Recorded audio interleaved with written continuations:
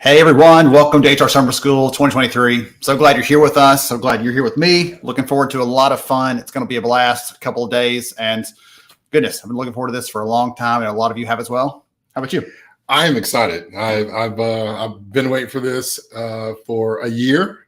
It's my favorite season. It's my favorite school, Okay. and there's a lot of things going on, some exciting news, some exciting guests, some speakers that I'm excited about hearing today. Of course, there's a lot of culture within the titles today. So I'm really pumped up and fired up about that as well. There's even going to be an awesome giveaway we're going to do on Thursday. So you got to stick around till Thursday. But there's going to be a big giveaway we're giving, and that giveaway is going to include a chance to meet this guy, by the way. So it's going to be all kinds of fun stuff. That's not the prize, by the way. The prize is something else. That's just that's gravy on the biscuit, as we say here in the South. So excited to have y'all here with us. We'll jump into some announcements, things like that really quickly, as always. Before I do, though, there's a special thing. I want to give some kudos, some credit to my friend, colleague, my brother here, George. He just finished a milestone achievement. I'm going to do it right now, if that's okay with you. Oh, that's fine. Let's talk about it. He's finished this big milestone achievement. So today's event, the theme is called Leading from the Front. And one of the things that, excuse me, George talks about a lot is self-leadership, right? Leading yourself, doing a job of that. You can't lead others if you're not leading yourself. And so he just finished this big thing. Let's tell him what happened. What happened is that I had a couple of good friends. Ben Eubanks being one of them that held me accountable. Ryan McCarty, you'll hear later on today as well. Two gentlemen that just held me accountable to my own words. And that's wanted to write a book, and it's here. It's here. It's here. Champion Your Purpose is going to be ready for you guys Thursday or so. So Champion Your Purpose is really about leadership, self-leadership, really leading the life you love. And I'm excited about how to find meaning in a life filled with sameness. And so a lot of good stuff, practical stuff, some strategies and tips, and some cool faces. Yes, absolutely. It's really easy for books like that to be very broad and very abstract. Like, you should go do something about that. Yeah. Good luck.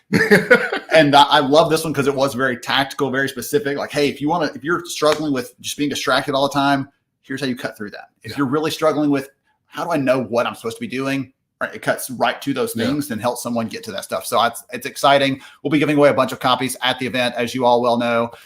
If you've been here before, we give away a lot of prizes. If you're new here, by the way, welcome. I didn't even do that as I normally do. Welcome to the freshmen. Welcome to the freshmen who are here, freshman class. It's funny. You'll hear one of our speakers later on say they're like the Van Wilder. You're like 5th, 7th, 12th year senior. They're going to stick around for as long as they can. So we're excited that all of you are here with us. So let's dive in, share a couple of announcements. Then we'll go right into the good stuff for the day.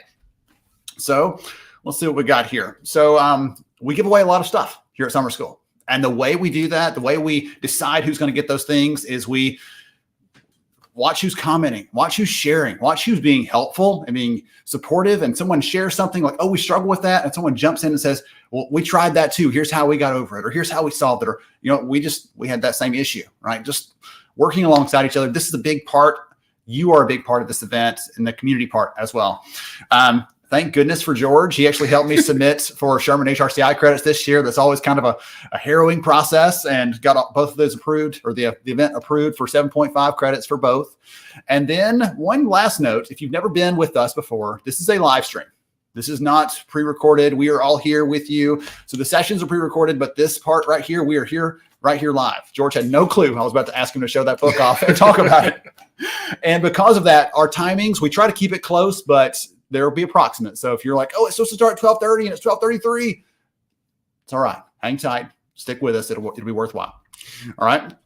One of the other things we've been asked about every single year is this mentoring thing. We see someone talk about it. We had Shaveso Cook talk to us about mentoring about a year ago, and it was super impactful, very powerful. And people were in the audience saying, oh, I'd love a mentor. I'd love some help, or I'd love to help someone.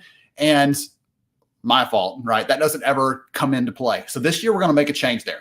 So number one, if you are someone who says, I would really like to be connected to someone else, someone who's outside my local area, they have no, right? There's no weirdness or no connection because they know a friend or anything like that. We would be really happy to help you do that. It's our goal to help 50 people get connected with someone who is willing to say, hey, I've been in the field for a couple of years. I can give you a hand. I'll listen to you. I'll give you some advice. I'll tell you what worked for me. I'll tell you what worked for a friend. We're just going to be helpful to each other. So you can reach out to Jessa at lhra.io. You can take a screenshot of the page here if you need to, but we want to help make those connections for all of you. It's my goal to have at least 50 people do this. If we have 100, great. If we have 7, great. I want it to be meaningful for all of you. Hopefully we get quite a few because we always get those requests. One other thing, George and I both know a lot. Some of our friends out there, some of you listening in right now, have had a layoff, have had some other kind of impact to your job. And if you're one of those people, summer school is where it's at. Go ahead and let people know in the chat, hey, I'm looking for a role. Here's where I am. Here's the kind of thing I want to do. But also, as you're learning every day, share those. Post those recaps. Say, hey, here's the big takeaway for me today. Share those things. Tag us at summer school so we can share those out. Get your story spread to a broader audience. All right, let's see what else we got here. I'm not even looking at the right page, so I'm just guessing at what's going to be the next slide showing up here. I'm just like rolling the dice here, baby. All right. We have a couple of fun things. We do a shirt every year to commemorate the event and talk about it. And Bobby Joe Cox actually just posted this the other day and said something about feeding your HR soul. I was like, that is the greatest thing ever. That's going to be on the shirt this year. So summer school, feeding your HR soul since 2020, when our first event was. It's going to be the shirt this year, all kinds of fun colors and things, as well as we have a brand new notebook. So we'll be giving away some of those copies. Gave away about 20 of those yesterday, and we're going to continue to. The notebook isn't just a bunch of line pages. There's a bunch of stories in there. There's a bunch of examples. There's links, QR codes to some of our favorite sessions over the years. So it's really to get you excited, to get you reinvigorated, to get you all pumped up about this work we do. And good comments and wisdom from George Rogers in there, by the way. I got a chance to see this before it was published. And so I took some of the little snippets out of there. He has no clue, by the way. So those are in there. So just to give you some encouragement, those little Georgeisms that make you like smile when he drops one of those comments and you're like, I need to sit for 10 minutes and just ponder that. Right? Lots of that good stuff in there. So if you want to know more about those two things, links to both are on the HR Summer School website in the green FAQ section. You can see those. All right. One last thing before we get to our agenda for the day. So every year I say thank you to our sponsors, and every year we have another group of industry leaders come in here and support us. George, anything you want to say really quickly as a thank you for them? You know, obviously over the last couple of months, I've gotten an opportunity to meet a lot of the teams of our great partners and sponsors. So I'm excited about them. And also they're going to be speaking as well. Yes. But top-notch people that are out there supporting us. So we appreciate all of our supporters. I saw Quantum Workplace, Plum, People Strategy, Clear Company, and Goody. And so just shout out to all of them. Thank you so much for your support. And we're looking forward to these next 3 days with them as well, being a part of HR Summer School 2023. Absolutely. It's going to be a blast. And again, as you said, I love hearing from them, getting a little different perspective, because they get to talk to a lot of people just like you.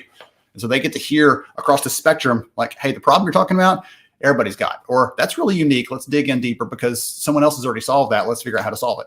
And then HR Hot Seat is our community partner. They support a lot of HR leaders, chapters across the United States. And I actually got to talk to their group in Chicago a few weeks ago. They're incredible. Eric is doing a great job with that team, and they really help. Again, they're aligned with us here at Summer School in terms of they want to help the professional. They want to be very focused on all of you and what you need. It's not really commercialized and everything else. It's really just focused on being a better HR pro and being a supportive community.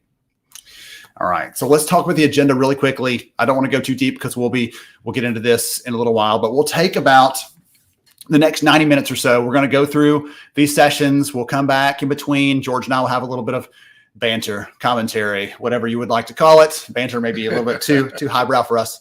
We'll have some commentary around some of the things we got from the session, our big takeaways. So we'll see these going along. One of the things we'll do, you'll see this as we go through, is as you're commenting and sharing, some of those will pop up on screen. We'll be sharing those ideas. So as you're joining in, we want you to feel like part of this. You are not just a spectator, you're a participant in this, and we're excited for you to be part of it. So we'll start off with Steve Brown. He is a friend of Summer School, a friend of many of you in the community. I call him the most connected man in HR because he's just one of those people that loves on everyone he meets, and you can't help but feel loved when you connect with Steve. So he'll be kicking us off today. We're going to hear from Marie Potter. She's at Getty Images, and she has a really cool perspective on things. I can't wait until she drops her comment about their culture piece, because George is going to love it and he's going to be surprised by it. pleasantly.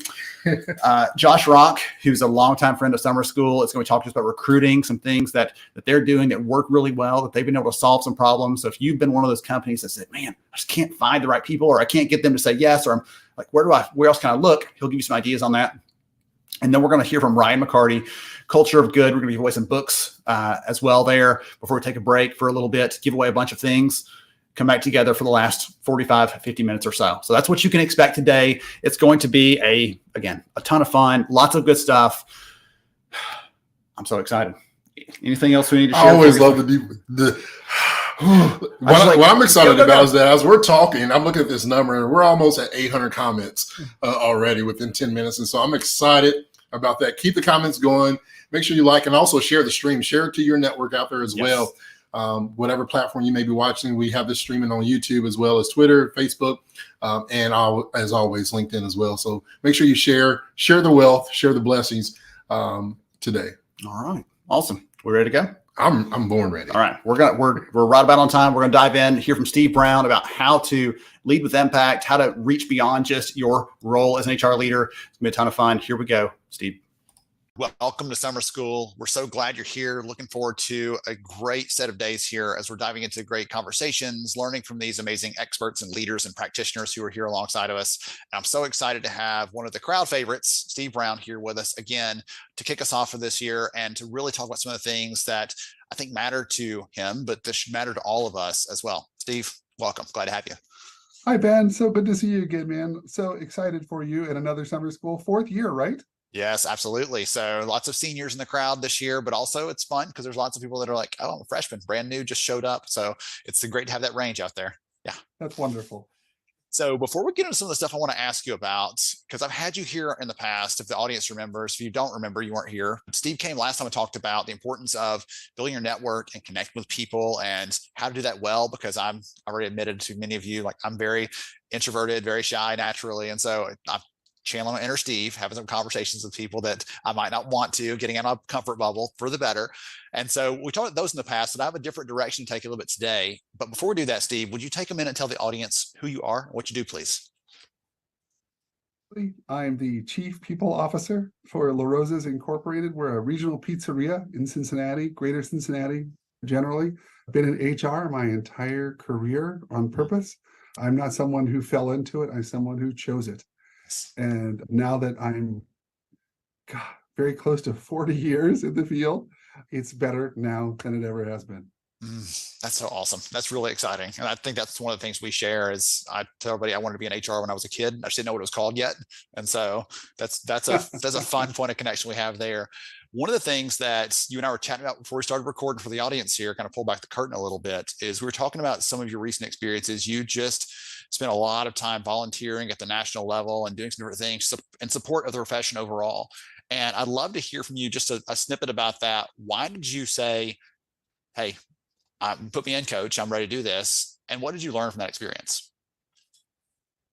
Way back in 1999, somewhere in there, I was running the HR roundtable, which I still run, which is kind of scary that I run it so many years later. But I was making fun of the local chapter.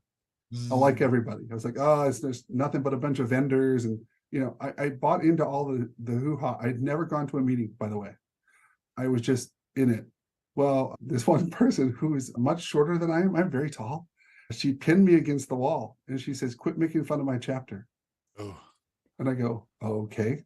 Then she says, if you're going to make fun of it, do something about it. Get involved. And I go, deal.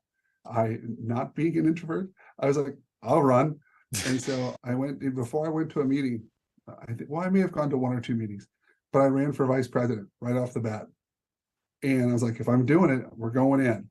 And so once I went in, changed my whole perspective on the field, changed my perspective on how to be a better business person, learned a ton, met people I never would have met. And from there, I'm an odd duck when it comes to this. I appreciate and adore people that get connected at the local level. And if that's all you ever do, wonderful. But as I got involved, I met people at the state, regional, and national level, started forming relationships, and they said, hey, you seem really interested. Why don't you? And I've always been the kind of person, this sounds incredibly arrogant, I don't mean it that way. When I come to something, within a few meetings, people go, hey, we should put him in charge. And I'm like, are you sure? Have you met me? Because I don't know if I would. But since then, I mean, I can't tell you well enough the reach it's had, the influence it's had in my company. In fact, I'm going to the national conference in a few weeks, and our CEO came up to me this morning and said, so when are you going to Vegas? Not, so, are you sure you should do this? And is this the right thing to do? He's like, so when are you going? Are you going to make sure to talk to this vendor that we want to talk to? Are you going to do this, this, and this? So to go from, I don't know if I should get involved, to have your CEO going, when are you going? Yeah, I'm assuming you're involved. Yeah. It's a big difference. That's really fun though. You said people want to put you in charge, and I would think it's not because, right, it's not arrogant to say you show up, you're friendly, you're interesting, you care about every single person in the room, right? When you filter your decisions through those kinds of things, those kinds of behaviors and attitudes, everybody's like, they're gonna make a decision that all of us probably can live with. So that's probably where that comes from. So you talked about some of these different things. You talked about the kind of the chapter, which is more of an organized thing. Most people probably listening in may have been in a chapter, may have connected to one at some point in their career. But you also do these other things, right? Some of the things you talked about, like the roundtables. Talk about what that format is, because someone might hear that and think, you know what, that's really cool. We should probably actually start these locally, and I'll step up and do it, hopefully after hearing this conversation. When I first started years ago, I attended, and it was 12 people sitting around a table complaining about HR. I was like, well, this isn't fun. But Nancy, who was the facilitator, wonderful lady, incredibly accomplished HR professional, said, you seem interested. Why don't you do this instead? So the format I changed it to is it's open to everybody. It costs nothing. And you don't have to be in HR. It's a business roundtable. We call it the HR roundtable. We talk about people stuff. Mm-hmm. So people come, we ask 3 questions. They break into small groups. They talk a lot. We come back, and I'm the facilitator with a flip chart. I take all the notes, and then I send the notes. The big difference is I'm crazy intentional. So I invite you. Then I go, Ben, when's your RSVP? Hey, are you coming? And we went from 12 people a meeting, 15 people a meeting, and now we average over 100. And it's just an expansive way to reach people and give them a safe place to meet, a safe place to talk. We allow people who are in transition to come. Mm-hmm. And what we've found is they get healthy when they come to our group and land, because they're great business people, but they don't have to go and do all the spiel and stuff like that. So it's a riot. It's an hour, and we keep it high energy. Lots of fun. Can you give me an example of one of the topics y'all covered recently? Do you think anything come to mind? Yeah, the one that we're going to do here in next week is, how do you have effective career conversations with people? So, organizations don't typically do this well, because everybody's like, so what's in it for me? And what do I become? And you're promised this, instead of just saying, I just want to talk to you. That's it. I don't want to evaluate you. I don't want to rank you. I want to see where you want to go. I want to see what you don't want to do. We might be making a decision about Ben and his future, and he's like, don't you dare. I want to go this way. So I don't think companies do it well. We're actually doing this here at our organization, and it's the first time I've ever done it in my career, just to have career conversations with people, and not directly with their supervisor, because a lot of places do it, and you think you'll tell your supervisor everything. You don't. No one does. That creates weirdness sometimes. Yeah. You're like, I'd really, I'd like to work here except for Steve. Oh, he reports to Steve. That's a problem. Yeah.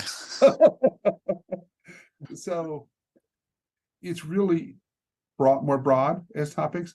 We don't do the trench topics. We don't do the real technical topics, because there's great other places that do that. And you can find a lot of that online. I want to have a format where people can come and share their knowledge. Excellent. I love that. We did a version of that a couple of years ago here when I was still on the board here in Huntsville, and did it at a restaurant, closed the back room off, and small group, just have a conversation about something we care about. We'll talk about it at a table. You share somebody from the table is going to share some learnings back with the bigger group, and someone taking some notes, kind of like you're talking about here. And it was just a lot of fun for me to see the kind of people that showed up to that, who would never come to a traditional meeting on FMLA or something else, that are like, this is where I want to get involved. This is for some of them, it's like, this is the fun side of HR, the things they really enjoyed, like you're talking about the non-technical stuff. So they really enjoyed those pieces of it. It was fun for me to see.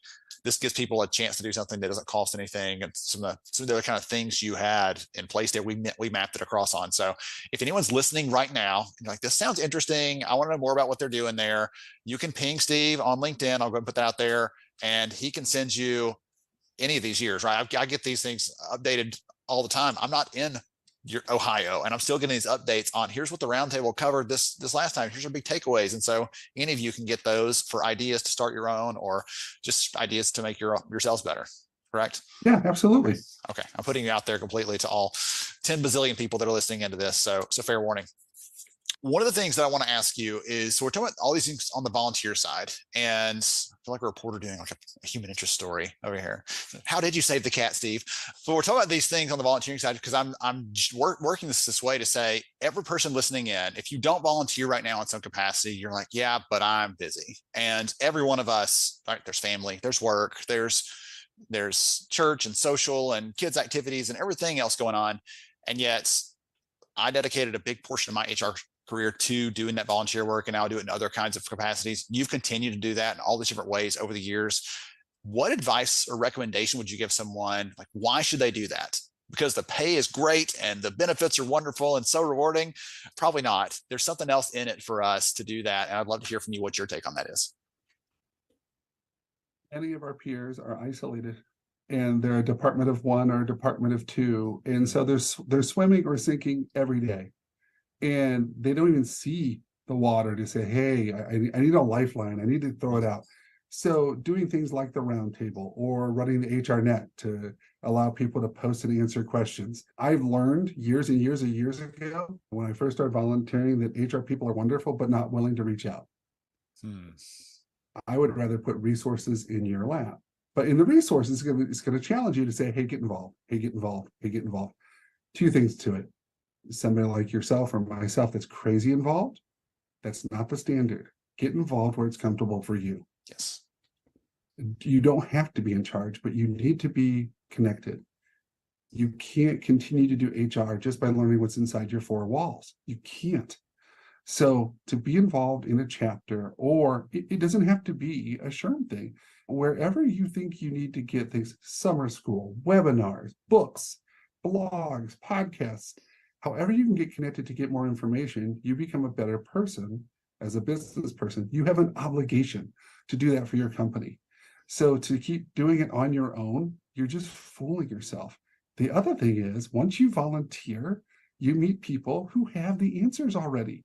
You're like, oh, we want a new comp program. Does anybody know about a new comp program? And 20 people give you answers that you couldn't ever find just researching on your own. And this isn't going to a website. This is tapping the talent of others. I think that's a much different way. Personal connection is far more effective than digital connection. And I'm not against digital stuff, but people connect with people far more than they do visiting a website. I love that. And see, the joy for me was starting to make those connections early on, right? Some of that led to career stuff, but other times it's right now, if I had a question about FMLA, I would ask Eric Meyer. If I had a question about benefits, I would ask Shayna, right? Who's the CHRO over at Sugar CRM. Right? These different leaders I've run across and connected to over the years, and some of the things I've done, I find out, oh, they're like the smartest person I've ever met in that domain, that discipline, that specific area, right? You talk about comp, but there's all these things that many of us touch once or twice a year, or if ever, and suddenly that lands in your lap. I'm like, oh goodness, like how do I start this thing, you know? And the answer may not be, oh, get a consultant right away. It's let's do a little bit of digging around in the network to figure out, oh, they've already done that. Well, here's their template, or here's their communication plan, or here's how they roll that out. Like all those kind of things exist if you stop and take a moment to reach out to people. So you're saying the volunteering piece is what helps you to start building those connections to be able to start doing that, right? Yeah. And the other thing I would add is this. I know this is a little altruistic, but I'll go with it. I think I should make the profession better. When I get done, I want people to say, well done. You know, you moved us forward. You can't do that on your own. You can't. You have to surround yourself with others, teach others, get involved with others. Real quick, a gentleman from Pakistan reached out to me yesterday. And a guy several SHRM conferences ago bought my books, took them back to his staff. They had a big HR on Purpose retreat even before they had the book. And Usman, what a great dude. He gets all these books for his people. Now, one of his staff, 7 years later, reached out to me with an HR question. How cool is that? On Facebook, through Facebook Messenger, we've never met. We probably never will. But for him to have that personal connection through another person to do his job better, I will do that all day, because you have to be there for someone else. If you're only doing this for yourself, I don't even know why you're in HR. Because It's just the people profession of people. yeah, Come we're on. an others-focused group. We should be. So you can't be others-focused if you're not connected to others. Okay, I've got one last question for you before we start to wrap up, because this is so good. I'm enjoying this so thoroughly. You talked about the connections, and I think that we've already kind of answered this a little bit. We talked about I want to ask you about the impact on your work, right? And so you mentioned, hey, your leader said, hey, when you go to that event, I would imagine that you've probably come to them and said, hey, you know, that thing we're talking about, I've got an answer to that, and I got it in a day instead of taking 3 weeks because I tapped into someone. So they're seeing the benefits of that probably in your work. Anything else that comes back to the benefit, the impact, your experience doing these kinds of things as a volunteer? Because I'm trying to, as you can't tell, it's probably not very transparent at all. I'm trying to get everyone else to step up and say, I'm going to try something. And I appreciate your recommendation to try it within your own comfort zone to start out, especially. But anything else you'd wrap into this bigger conversation about, here's one other thing, here's one other reason, here's the biggest benefit, or here's some other way it's impacting me at work that the rest of the people out here can kind of sink their teeth into? It's interesting to hear the perspectives of other HR people, not just their knowledge, because their industry, the type of people they work with, what they have to do every day is not the same. So it's true if I talk to other HR people in restaurants like me, or if I talk to somebody who's in manufacturing or a professional services thing. They're facing a whole different thing. I'm on this executive network right now. I'm the only restaurant. We have a credit union, we have a bank, we have a mining group. Oh. It's fascinating. And so we come together and share these executive level stuff. And I have a notebook full of things that I've taken already and used in my company to transform our company here. Every one of them. They've taken ideas from me and gone, oh my gosh, that's exactly what I was looking for. So I think the time spent genuinely having relationships with people, not just passing by, there's value in that, Yes. but genuinely having relationships and connections, man, I don't know how I could do my job without it. I would agree. I'll tell someone recently that like the little side conversations, when you get more than just the few minutes you get in a Zoom conversation or something else, where you spend the 2-3 minutes together and you're done, you get to business and then we're done, time's up. When you have time together, there's not that urgency, like, I've got to hurry up and get out of this. And it's like, oh, really?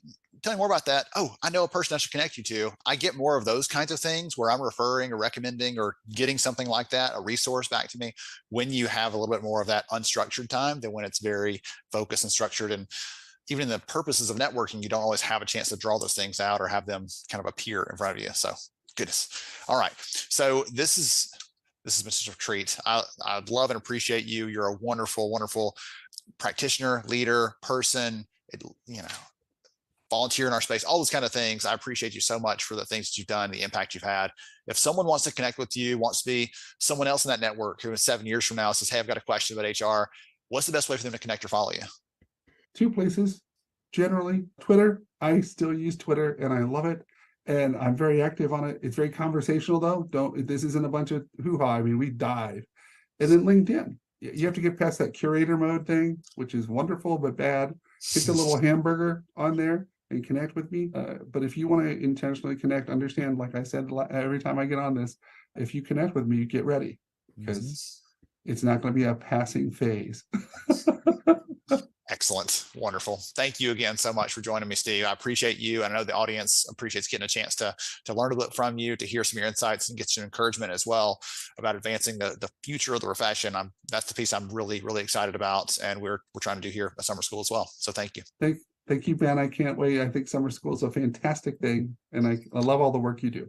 Awesome. Thank you, my friend. You have a great one. To all of you out there, hang tight for more summer school coming right up. Oh gosh. So behind the scenes over here, George and I are like talking about the things we're getting from Steve, and he's talking to Steve like Steve can hear him. And Hey, Steve Steve. cannot hear him, but he's just like, oh yeah, and this. So awesome. What I love about that, I had so much fun. Goodness, I can't keep up with you. Okay. I'm trying to keep up with all of you out there in the comments and sharing, and there's too many, but hey, that's a good problem to have. So many people saying, I fell into this on accident. I got into this on purpose. Someone recommended this path to me. That excites me so much to see all of these different paths leading to HR. It's so much fun to see, I was a teacher and I'm here. I was going to be an attorney and I decided, forget law school, I'm going to HR. Like all those kind of paths that lead here make us better as a community. Everybody comes with a little different perspective, different focus, different strengths, all those things. All right, man, so much good stuff. And we're going to keep on rolling. I'll let you talk next time. How's that? Stay connected. That's all I got to say. Stay connected. You got a fan of that over here. All right. So we're going to dive right in. We're going to hear from Marie Potter at Getty Images. She's talking to us about how to take action on the things our people need from us, how to listen to the employee base we're serving, all those kind of things. We're going to dive in, get some good stuff here. Hat tip really quick to the team at Quantum Workforce. They're the ones who put us in Quantum Workplace, put us in touch with Marie. So you'll hear good stuff from her. I'll make sure and tag them in the comments as well to thank them, because this was, she's a ball of fire. Here we go. Welcome to another session here at Summer School. And I am so excited. I was telling our guest here that even before we started recording, we're already like laughing and chatting it up and having a good time. So it's going to be even better for all of you. So excited to be here with all of you. Looking forward to a great conversation here with Marie. So we're going to talk about some things like how to go from gathering insights about our people to really taking action on them and some other things in that space. But before we get to that, really quickly, thank you to the team at Quantum Workplace for putting us in touch. I'm so thankful for them. Helping me find a new friend in the space. And before we get any farther, Marie, would you take a second and talk to us a little bit more about who you are and what you do, so you can give us some grounding before we dive into the good stuff? Awesome. I can. Ben, yes, we were having quite a bit of fun right before you hit record.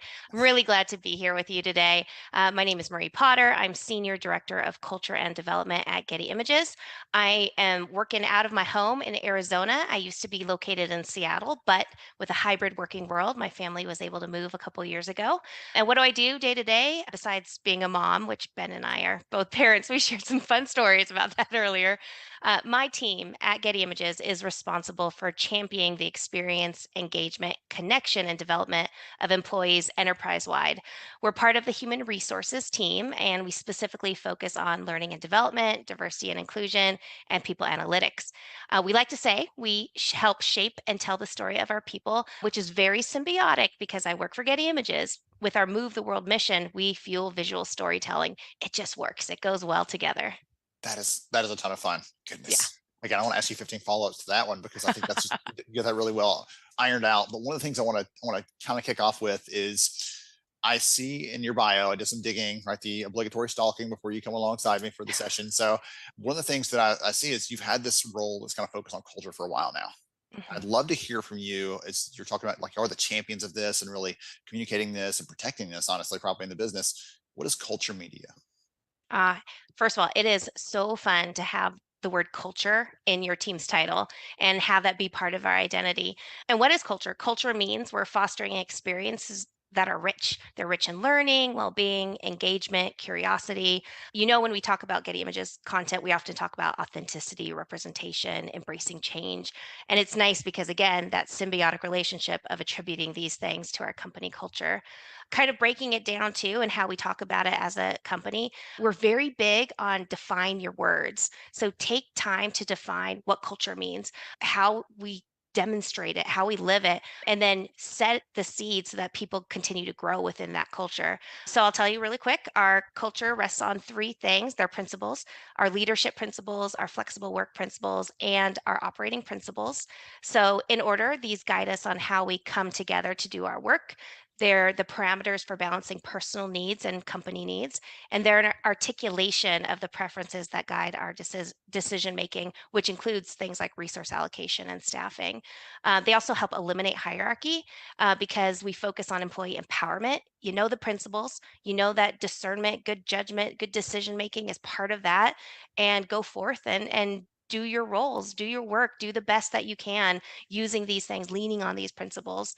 They're not hard and fast rules, or else I think they would be policies. That's not what we call them. They aren't also excuses like, oh, should have, could have, would have done that, but this operating principle told us maybe we shouldn't.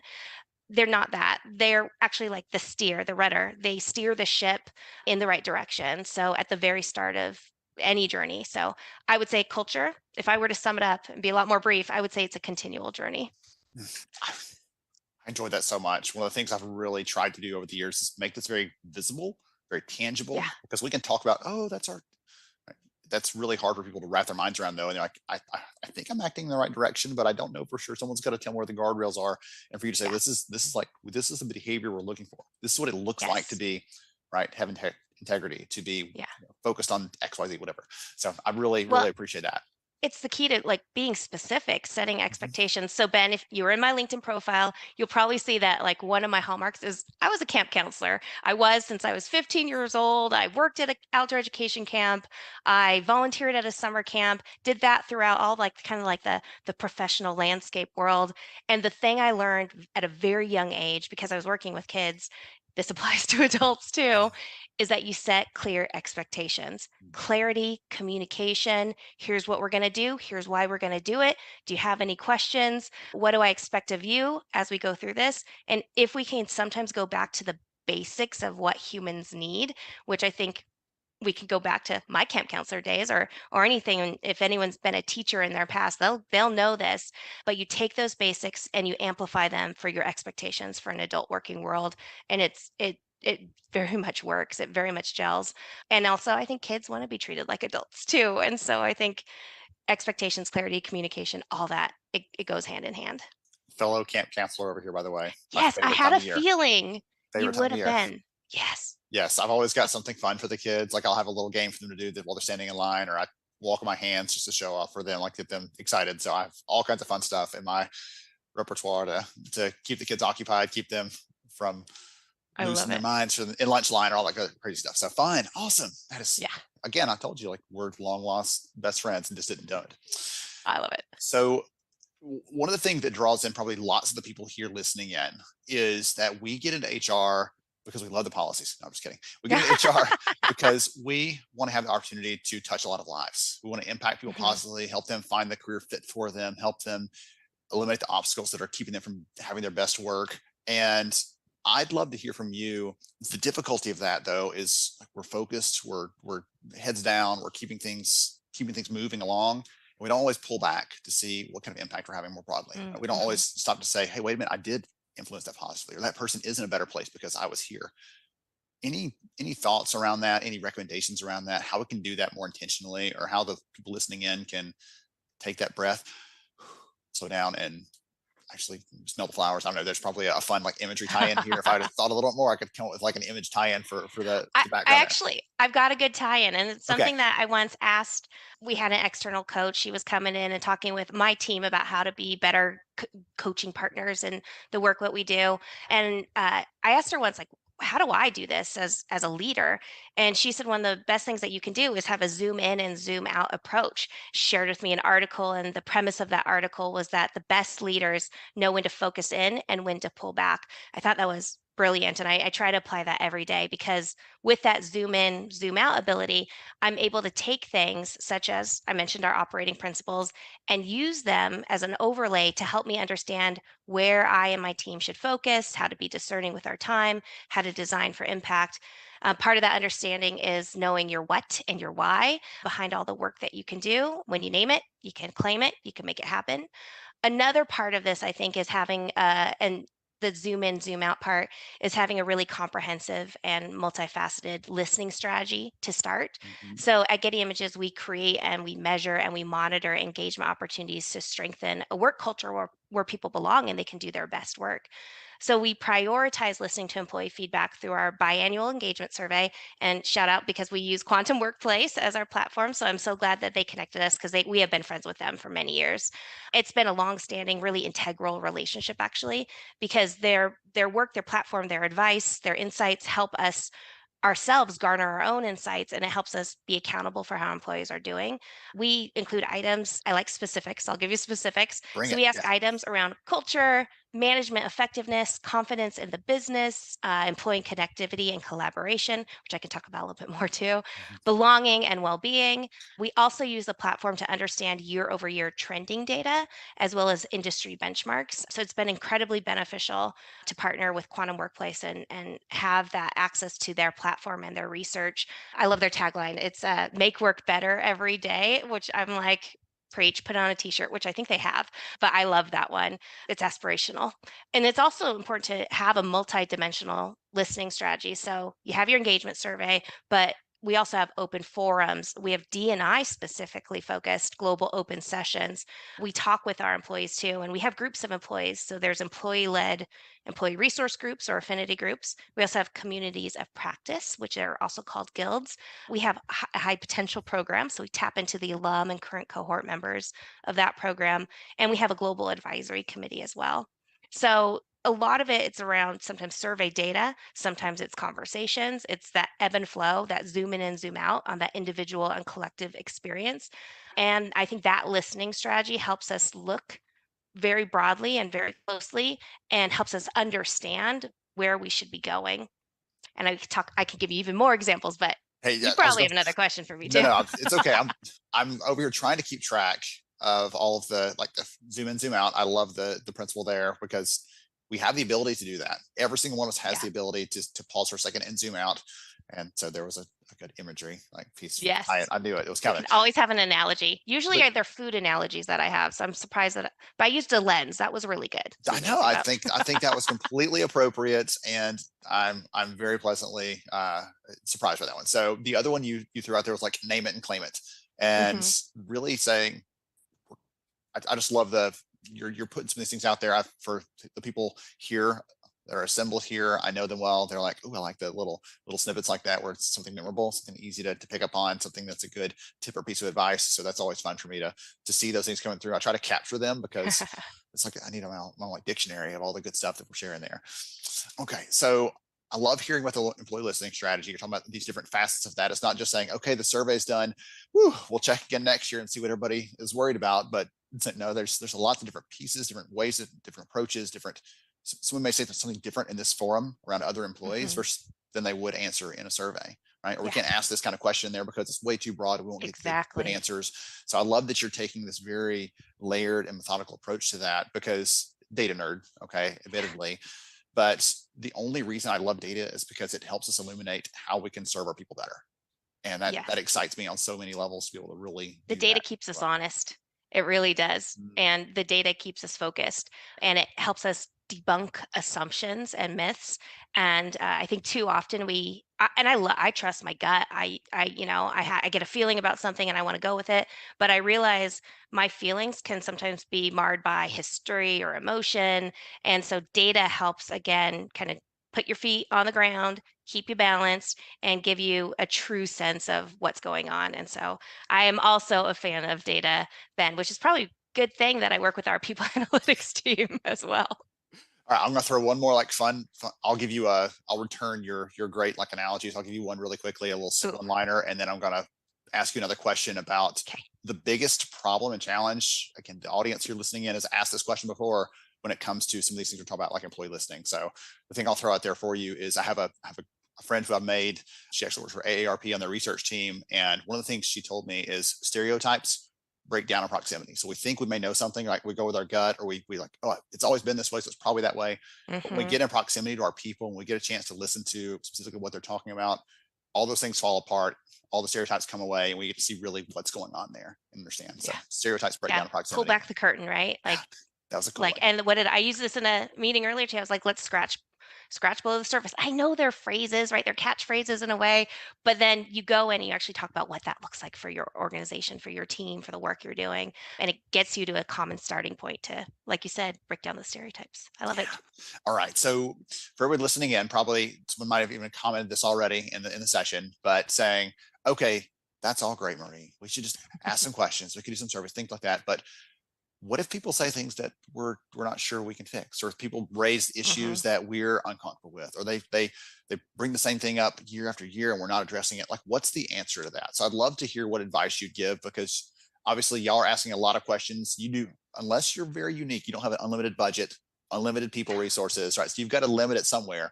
How do you balance that out and say, we want to know these, but we also have to be realistic about what we can accomplish? So straight up, it is totally true. You cannot solve for every unique and varied need of the individuals. We have 1,700 people at our company. That's 1,700 different opinions, needs, journeys.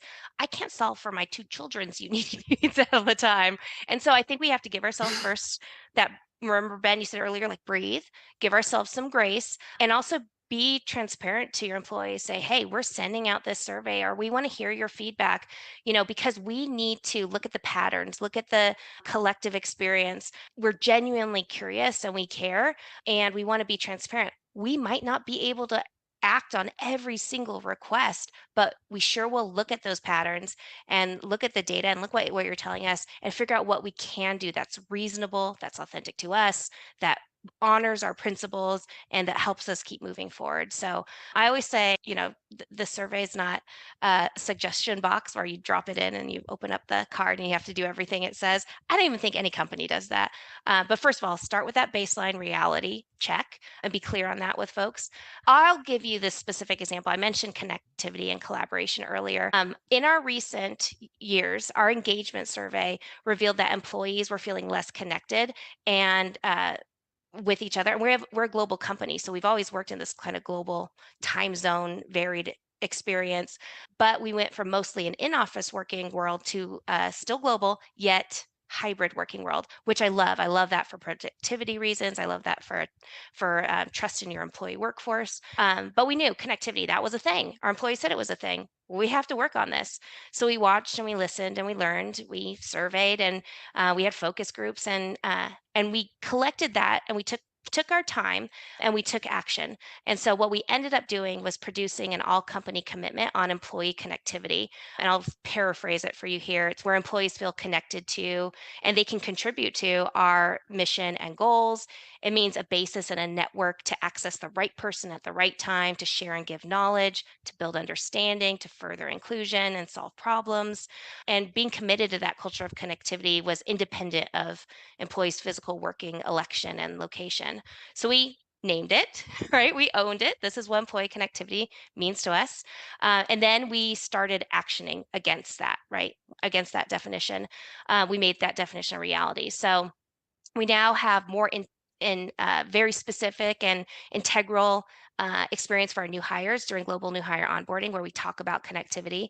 We have employee resource groups, communities of practice. I've mentioned those. We created just a building connections resource page with a lot of links out to where folks could go. We have these it's an app, but coffee chats, grab a donut, talk for 30 minutes, or not a real donut, but if you wanted to, that's cool too. We have a mentorship program. We have a high potential program. We focus on well-being and resourcing to that too. And we have those open discussions and forums. By the way, I will tell you, there's 9 people on my culture development team. So I'm saying a lot, but we've actually really distributed the work well across the team. And we bring in our HR business partners. They're really great partners to us. We equip leaders. So while we may be the source of creation, dissemination, we are facilitating, we are showing up to things. We also have a whole bunch of folks helping, supporting, from the employees to the HRBPs to the leaders. And then you'll love this, Ben. We measure for impact, right? We get the data. We actually just did the engagement survey. We got the results back this month, and we asked a question, new item.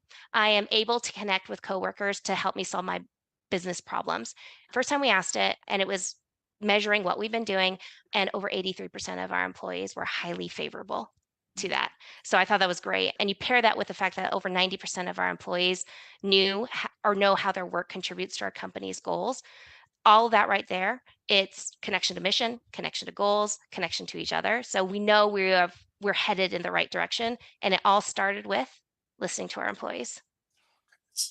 I love that so much. Again, I want to ask you 15 follow-ups to that to go deeper and deeper and deeper, because I think for everybody listening in, again, I want to make it very practical for them. I love that you've drawn out some of these. Hey, here's how we kind of observe this problem. Here's how we took steps to rectify that. And now we're on the back end saying, okay, did it solve that to the degree we're comfortable with? Okay, is there still work to do there? How can we continue? Right. I think that sort of approach is so valuable. I've been encouraging everyone here to be a little more willing to try, test, experiment. You Yeah. had like you tried something you thought would solve the connection thing, but it might not have. And you can't Yeah. say, well, nothing's going to Oh, work and now. Let's we're give not up. going to rest on Yeah, the yeah. results we have. Actually, we should be restless in our work every day, right? Striving to raise that bar. We just now know we have some data that helps us understand. We have the feedback, and it validates what we're doing and what we need to shift. We talk at Getty Images about test and learn and iterate. And if anyone's kind of hesitant, approach it with that. Why don't we test and learn? See if this goes anywhere, see how this works, and then we'll iterate if it doesn't. And even if it does work, we could probably make it even better. And I think that willingness to try is so important when you're in the HR profession. Goodness, I love that. I love the be restless too. There's so many good takeaways for me. I've taken a lot of notes here. Hopefully everyone else out there took some notes, because this has been incredible. If not, go back and watch the replay. You will not regret it. Marie, if someone wants to connect with you, can they reach out on LinkedIn? Can they follow you? All that good stuff there. Absolutely. I mean, I don't know. I don't really have followers, but I have a LinkedIn profile. So, hey, I'll make sure and tag you here in LinkedIn so they can reach out. if you and follow connect with me, you. it's just going to go all the way around. But you know what? We're going to have fun. So, yeah, find me on LinkedIn, reach out. I love specific conversations that talk about things that we can practically do and implement. I love talking about culture. And I love the fact that we can listen to our employees and do things to just help make their experiences better. So, happy to connect. Wonderful. You've been such a wonderful guest. Thank you for joining me. I appreciate it. And thank you again to the team of Quantum. Y'all are wonderful, and we appreciate y'all for connecting me. I do personally, but I know the rest of the audience here does as well. So thank you again. And to everybody else out there, stay tuned for more HR Summer School coming right up. All right. What'd you get from that? A lot, right? There's a lot of obviously culture. I heard a lot of data talking there as well. So I know that really got Calm you down excited. over there. For those who don't know, Ben has finally rubbed off on me, and I am in love with the data word, man. I'm gonna have an acronym for data by the end of the week for that. But really, what really sticks out and really connects with what Steve was talking about, the power of connecting with people. One of the things I believe Chad said in the comments is that really engagement and connecting with people starts not just when they're hired on, but it starts before that. Mm-hmm. We know that in recent research, 2/3 of employees know within the first 5 days, within their first week, whether or not they're going to stay with that company. Yes. And it's really due to the engagement. So we as leaders, especially on the onboarding, the pre-boarding, even through that interview process, the power of connection. Do I feel connected to my leader? Do I feel connected to that person that I'm talking to? And how that is the foundation of culture. That I feel connected with you, that I feel like I belong, that I feel like I'm appreciated within this organization, and I want to stay there. When there's not a connection, people tend to just fade out and leave. And so they see that the days of the honeymoon of workplaces is over. People can see past those things. And so it's important that your culture is not what you say, but it's truly what you do. It's who you are, and it's the heart of who you are. It's how I feel, right? It's what I believe, and it's how I behave in the workplace. Goodness, all good stuff. Thank you again, Marie. That was a blast. Great. For your She's going to have some followers after yes, this. Yes, she may not have had followers before this, but she will after this, guaranteed. I'll make sure and tag her again in the comments so y'all can reach out and connect with her. I'm going to tag Josh Rock as well, because he is our next guest up. We're going to talk about recruiting, some of the things that he's seen, he's done. He's been a longtime summer school fan, and he's a senior this year as well. So congrats to you on that, Josh, alongside your fellow seniors in the audience here. Let's dive in and hear from Josh on recruiting. Hey, summer school family, so glad to be here with you and looking forward to an amazing conversation here with one of our very own. So Josh Rock is here with us, and he's been, if the name sounds familiar, he's been in the chat and the conversation at these events for years. And what are you this year, Josh? You a junior, senior? No, I'm super senior. I'm like the Van Wilder of HR summer school. This is your multi-senior year. Okay, Correct. awesome. That's good to hear. Well, I'm so glad you're here with me and looking forward to a fun conversation. Looking forward. I love getting a chance to bring someone who everybody knows and loves from the chats out here live. So Josh, before we dive into some of the fun stuff we're going to talk about in recruiting, tell the audience a little more about who you are and what you do. Yeah, I'm just a dude here in Minnesota, actually. Now, my role Check. in the HR, exactly. My role in the HR space is talent acquisition manager for Nuss Truck and Equipment. We are a heavy duty dealership group selling and service Mack and Volvo heavy duty trucks.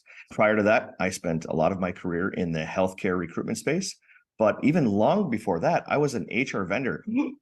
Don't tell anyone. I sold recruitment advertising for 10 years to some of the attendees that'll be here. Awesome. Wonderful. Someone's like, wait a minute, I remember that guy. Okay. Yep. So one of the things I want to ask you about is spent some time looking through your bio. It's funny because I've known you for a long time, but then I'm looking at all of your experiences and things. And that was one of the things I noticed that you just called out is you had all this time in one space and then you stepped over to do recruiting somewhere else. And I wanted to ask you, what was that transition like? Was it simple step over, pick things up, continue on? Was it, oh gosh, what they're saying things that make no sense to me. What does that mean? Right. That's not what I used to say. Like, talk about that transition a little bit, because I think some of us, whether you're stepping over to a new industry in HR or in recruiting, you're probably going to run into some of those things. I'd love to hear what that was like for you. Yeah, I've done it twice now. The first time was when I went from vendor to practitioner. I went from selling advertising to recruiting in the healthcare space. And by having sold to so many healthcare companies across the country, I knew a little to be dangerous, but then getting into actually being a recruiter, that was the bigger shift. How do I sell careers instead of advertising? I'm used to selling Facebook ads and print and radio and television, but to sell careers a little bit different. So that was the biggest pivot, and getting used to the constant new buyers, meaning the candidates or the new hiring managers. That was one of the biggest transitions that I had to work through. But then we had the pandemic, and I went through about a year and a half still staying in healthcare, some changes in my personal life. I got divorced mid-pandemic. I'm a statistic in that capacity. But through that, I decided to change my career as well. And so I figured, hell, if I'm making one change, why not go whole hog and change everything all at the same time? Flip all the switches. Here we go. Exactly. I mean, if you're going to make changes, might as well just flip it and just make everything done. But really, when I changed, I went from 9,000 hiring transactions a year in healthcare as part of a team of 20 to what my director in my new company said they did 40 the prior year to be coming to the organization. I would do 40 in a month. So it's like you go from gas pedal down to almost nearly a full stop. So that was one of the bigger shifts, is how do I slow my pace? How do I slow my drive a little bit to navigate this new organization? The roles were easy. Diesel mechanics and part sales and delivery drivers, that's like anything else. The jargon was different, but you learn jargon in anything that you do, whether it's in healthcare and you're hiring nurses or x-ray techs or patient safety quality specialists.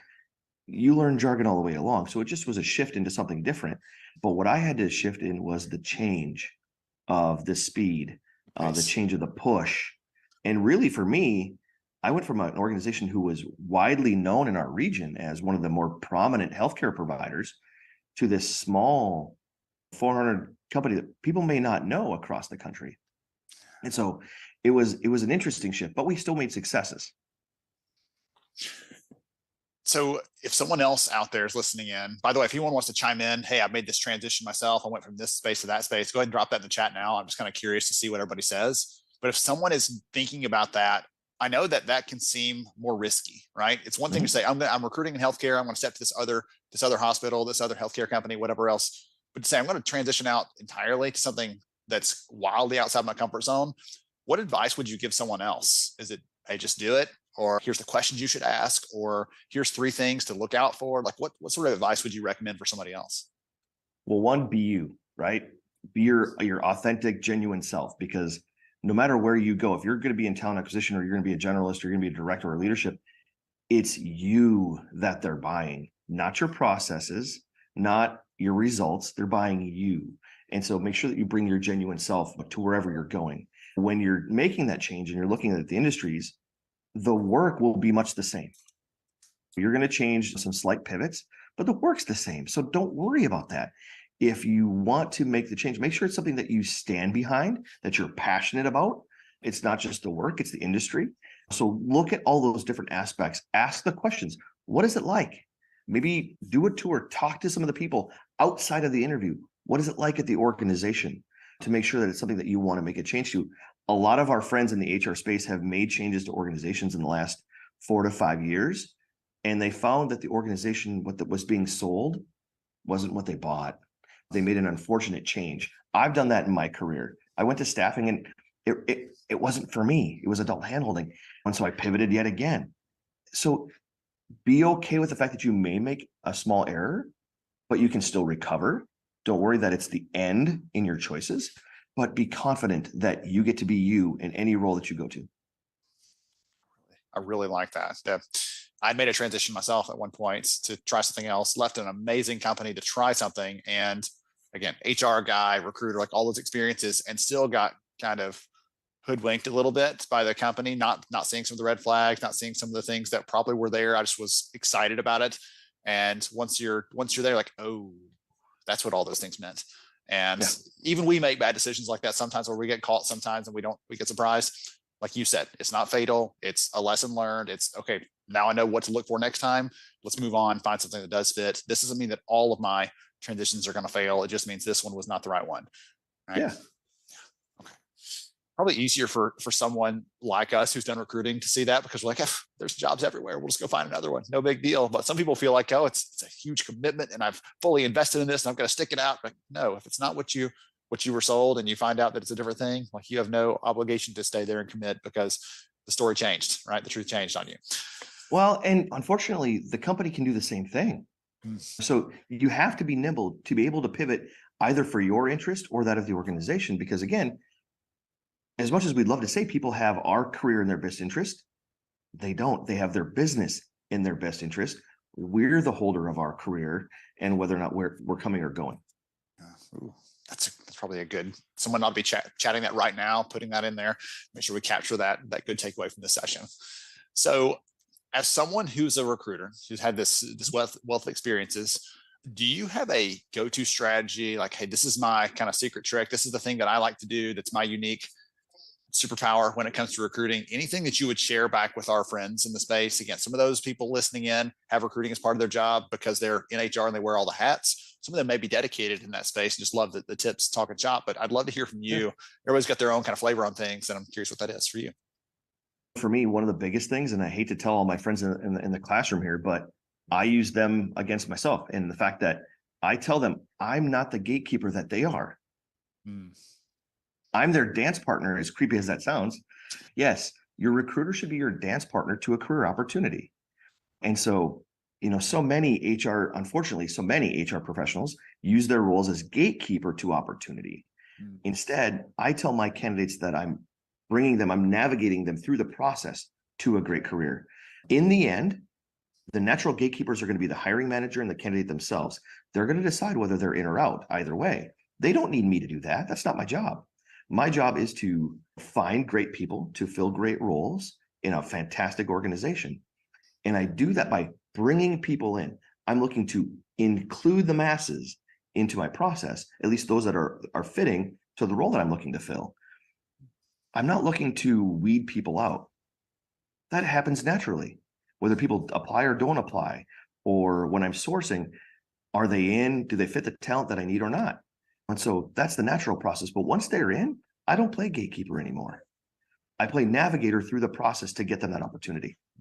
I don't know if it's just me, but knowing that you work for a company that does trucking, like supplies and everything else in that space, every time you use a metaphor that refers back to like navigation, pedal to the metal earlier, like all those, I keep flashing back. Maybe you did it on purpose, maybe you don't, but now I'm suddenly very aware of all of the driving related metaphors you're bringing into the conversation. So, well, and we fix the trucks. We don't drive the trucks. We fix. You don't drive them. You don't drive it. You make sure they can drive. Yes, exactly. But also, when I'm talking to 98% male versus my previous job, which was 98% female candidates, using the dancing analogy really sticks to a bunch of guys. They're like, okay, that's creepy.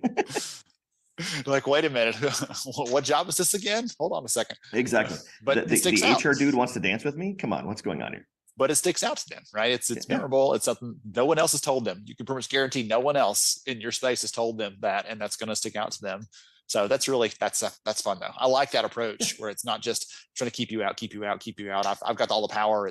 I'm trying to help you weave through all the fancy footwork to find out if this is truly a fit for you. It's truly the right company. And like hiding things just makes it worse. Like we talked about a minute ago, like hiding things, you're trying to steer them in the right direction and force them down this path. Like, no, let's let them make that choice themselves, because otherwise they're not going to stick around anyway, long term. Yeah. But one other part besides that, one of the things that I always tout that I do here at NUS, and I did this in my other organizations as well, is I know that a majority of the time that the employee is going to bring family along with them, a significant other, a spouse, and I use my network to give them opportunity as well. So I always ask, what does your significant other do? Or your partner, or whoever you may be bringing with you, are they looking for a career in the space as well, that they're going to be moving to the same city that we're going to bring you to? And when they do, I open up my network and I ask for resumes, and I share that with my partners, my network, because landing 2 people a great role makes my job easier in hiring the one that I need. Yes. So sometimes we see people in the space that are very closed. We don't want to share who we're bringing in or what we're doing. I do it openly because I know that a success for one usually means I need a success for a second, and it makes that job or that decision that much easier. I did that with a man from South Carolina. His wife was in healthcare, and they wanted to move to Rochester, Minnesota, the backyard of Mayo Clinic. I happen to know the director of talent for Mayo Clinic.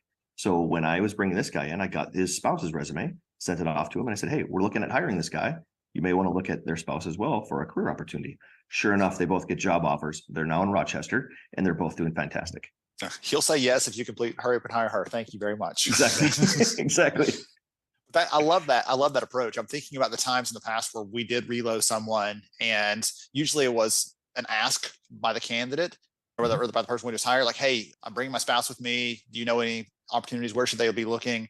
And they would ask me, but it would have been much smarter for me to say, hey, by the way, I know you mentioned you're married. Are they working currently? Are they planning to work when they get here? Okay. I'd love to help you with that, being more proactive about it than just letting it happen or waiting to see. So I really like that recommendation there. That's a really good one. Yeah. Excellent. All right. So that's kind of leads in. I don't know if you answered it already, so it's fine if you did. But one of the other questions I was going to ask you is a lot of the people in the audience. One of the things that I've found, because I've been there, right? I had to learn the recruiting stuff the hard way. When I started out in HR, it was just a separate sort of thing over there that happened, and I had no insight into it. And then someone said, "Here's a rec you've got to fill," and like the sweat broke out on my neck, and I was a little jittery because suddenly it's all the pressure's on. And so when I made that transition, I realized how difficult recruiting really is, and it's not just posting a job and then waiting for resumes to flow in, especially these days. That's not the way things typically work. You talked about sourcing a minute ago, really going out and digging up candidates where there may not be any. And so I'd love to hear, if you're talking to all of our closest couple thousand friends here in the HR world, many of them who have a lot of other things to take care of, not just a dedicated role like you have with recruiting, is what advice would you give them? What recommendation would you give them to do that more effectively? You've given us some good ideas already. That's wonderful. But anything else you might want to share on that front to help them be a little better at it, knowing that it's just a fraction of their overall work that's got to get accomplished? My one of the biggest ones that I talk about is removing barricades, removing the hurdles, because we're in summer school, right? So one of the classes we have in school is PE, physical education. Right here. Exactly. Right. 300 meter. That was my thing. I don't do run for fun. Hockey, yes. Run for fun? No, sorry. Maybe football. I did football too in high school, but remove the hurdles out of the way, both for you, your candidates, and your hiring leaders. What steps can you take out of the process? One of the things that we've done here since I came here is we obviously implemented text messaging. Text messaging. We've been doing it for how long, right? This organization hadn't done it yet. Well, you said obviously though, and I think that still is going to be news to some people. So what? I still think that's going to be news to people, that you can use text to reach out to candidates. I think that's going to be a surprise to some people right now. Okay, if anybody in here, be honest, raise your hand, put the hand icon in your chat. Yep. That if text messaging is new to you in recruitment, if it is, let's talk, because we need to get you a little bit further forward. I mean, I was at Fairview in 2015. We had been doing it at previous employers for 5, 6, 7 years. It was part of the applicant tracking system. I mean, I was pitching Text Recruit before it was even bought by iCIMS. And it's just crazy. Well, now that's 7 years ago. Yes. Crazy. But if you're not doing it, it's time for you to get off paper applications. Okay, there's your shame for the day. But remove the hurdles. Keep it simple. Remove needless extra interview steps. I remember when I was a kid going to interview for a company called Ultimate Electronics. They're like a rival to Best Buy. I was going as a sales associate, just a part-time dude running a counter. And I had to go through 7 interviews. Can you imagine? You couldn't do that today. You just can't. You need to do a one-call close. Bring them in for an interview, decide whether or not you want them, make them an offer, or let them go. Yes. I have leaders in healthcare who wanted 6, 7 interviews. And the first thing that I did is I'm like, we can cut this out, this out, this out. We can bring the players that would have been in those interviews, bring them to the table in the initial interview and make it a 2-interview close. Yes. Keep it simple. We talk about time to hire. No, let's talk about steps. Let's get the steps out of the way. Time to hire is going to be on automatic, depending on the process you put in place. Get some of the extra hurdles out of the way. Get the hurdle out of the way. I like that. Okay. You've appeased me as a hurdler for putting hurdles into the conversation. So there we go. You're welcome. We got away from the driving metaphors for a minute. Okay. So before we wrap this up, I've meant to ask you at the beginning, I totally forgot. Tell the audience where you are and what's behind you, because they're probably like, what in the world's behind Josh? Where in the world is he? And I meant to ask that earlier and forgot. That's okay. So I'm here at the University of Minnesota for another HR conference. I'm here as a participant, not a speaker this time, but I'm here in the Alumni Center. And this is a gallery of all pieces connected to the variety of campuses here at the University of Minnesota. So you see the bulldog behind me. That's my mascot for the University of Minnesota Duluth. Then you've got the gopher for guys like Stephen Rothberg or Paul DeBettings, who are also in our space. They're Gopher alums. And then you've got the eagle behind me for the smallest campus up at Crookston. But I figured I'd go with the mascot as my background because we are here in HR Summer School. When we were in school, we all had mascots, whether it was a bird or a gopher, or in my case, the bulldog. So why not? Why not go with the mascot, talk a little bit sports mixed in with our HR talk today? Awesome. Well, we may have to just say Josh Rock is our HR Summer School mascot from here on out. So there we go. We'll take that one for now. There you go. There you go. Somebody throw that hashtag in the chat. Why don't you? So thank you again, Josh. I appreciate you. If someone wants to connect with you, wants to learn more, wants to take up your offer on what the heck is this texting thing, is LinkedIn the best way for them to connect with you? LinkedIn's a great way to find me. You can find me right on LinkedIn. If you're on Twitter, long story short, my Twitter was hacked. So you can find me at jrock96 or temporarily at Josh E. Rock. You'll see those two connected. I'm working on Twitter on that. But yeah, connect with me either way. I'm happy to chat about what's going on in the TA space, give you ideas. Heck, some companies even call me up and ask me for ideas in sourcing, coming up with a way to create their funnels of great talent. So yes, connect with me. And if you're heading to SHRM, if anybody's heading to Vegas, you'll see me as one of the SHRM influencers. So look me up there as well. Awesome. Wonderful. Josh, thank you again for your time, my friend. I appreciate you. This has been a ton of fun. And I know I've got some good takeaways. I know the audience has as well to improve their recruiting, improve their outcomes, and improve their candidate experience. So thank you so much. Thanks, Ben. I appreciate it.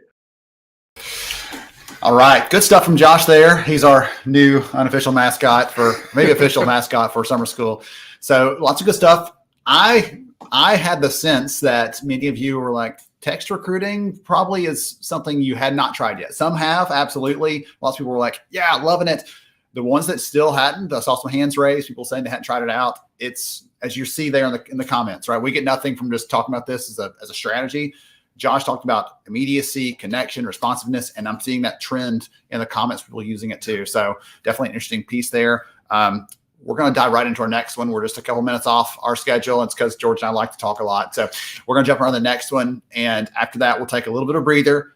I've got a list full of people's names for giveaways. So stay tuned for that after this next session. And then we'll cruise on in through the last couple sessions to wrap up the day. So next up, we're going to hear from Ryan McCarty, George's longtime friend, my new friend, on culture, how to create a culture that you can be proud of. So I thought it was a great tie-in for the conversation earlier today. Let's dive into this with Ryan.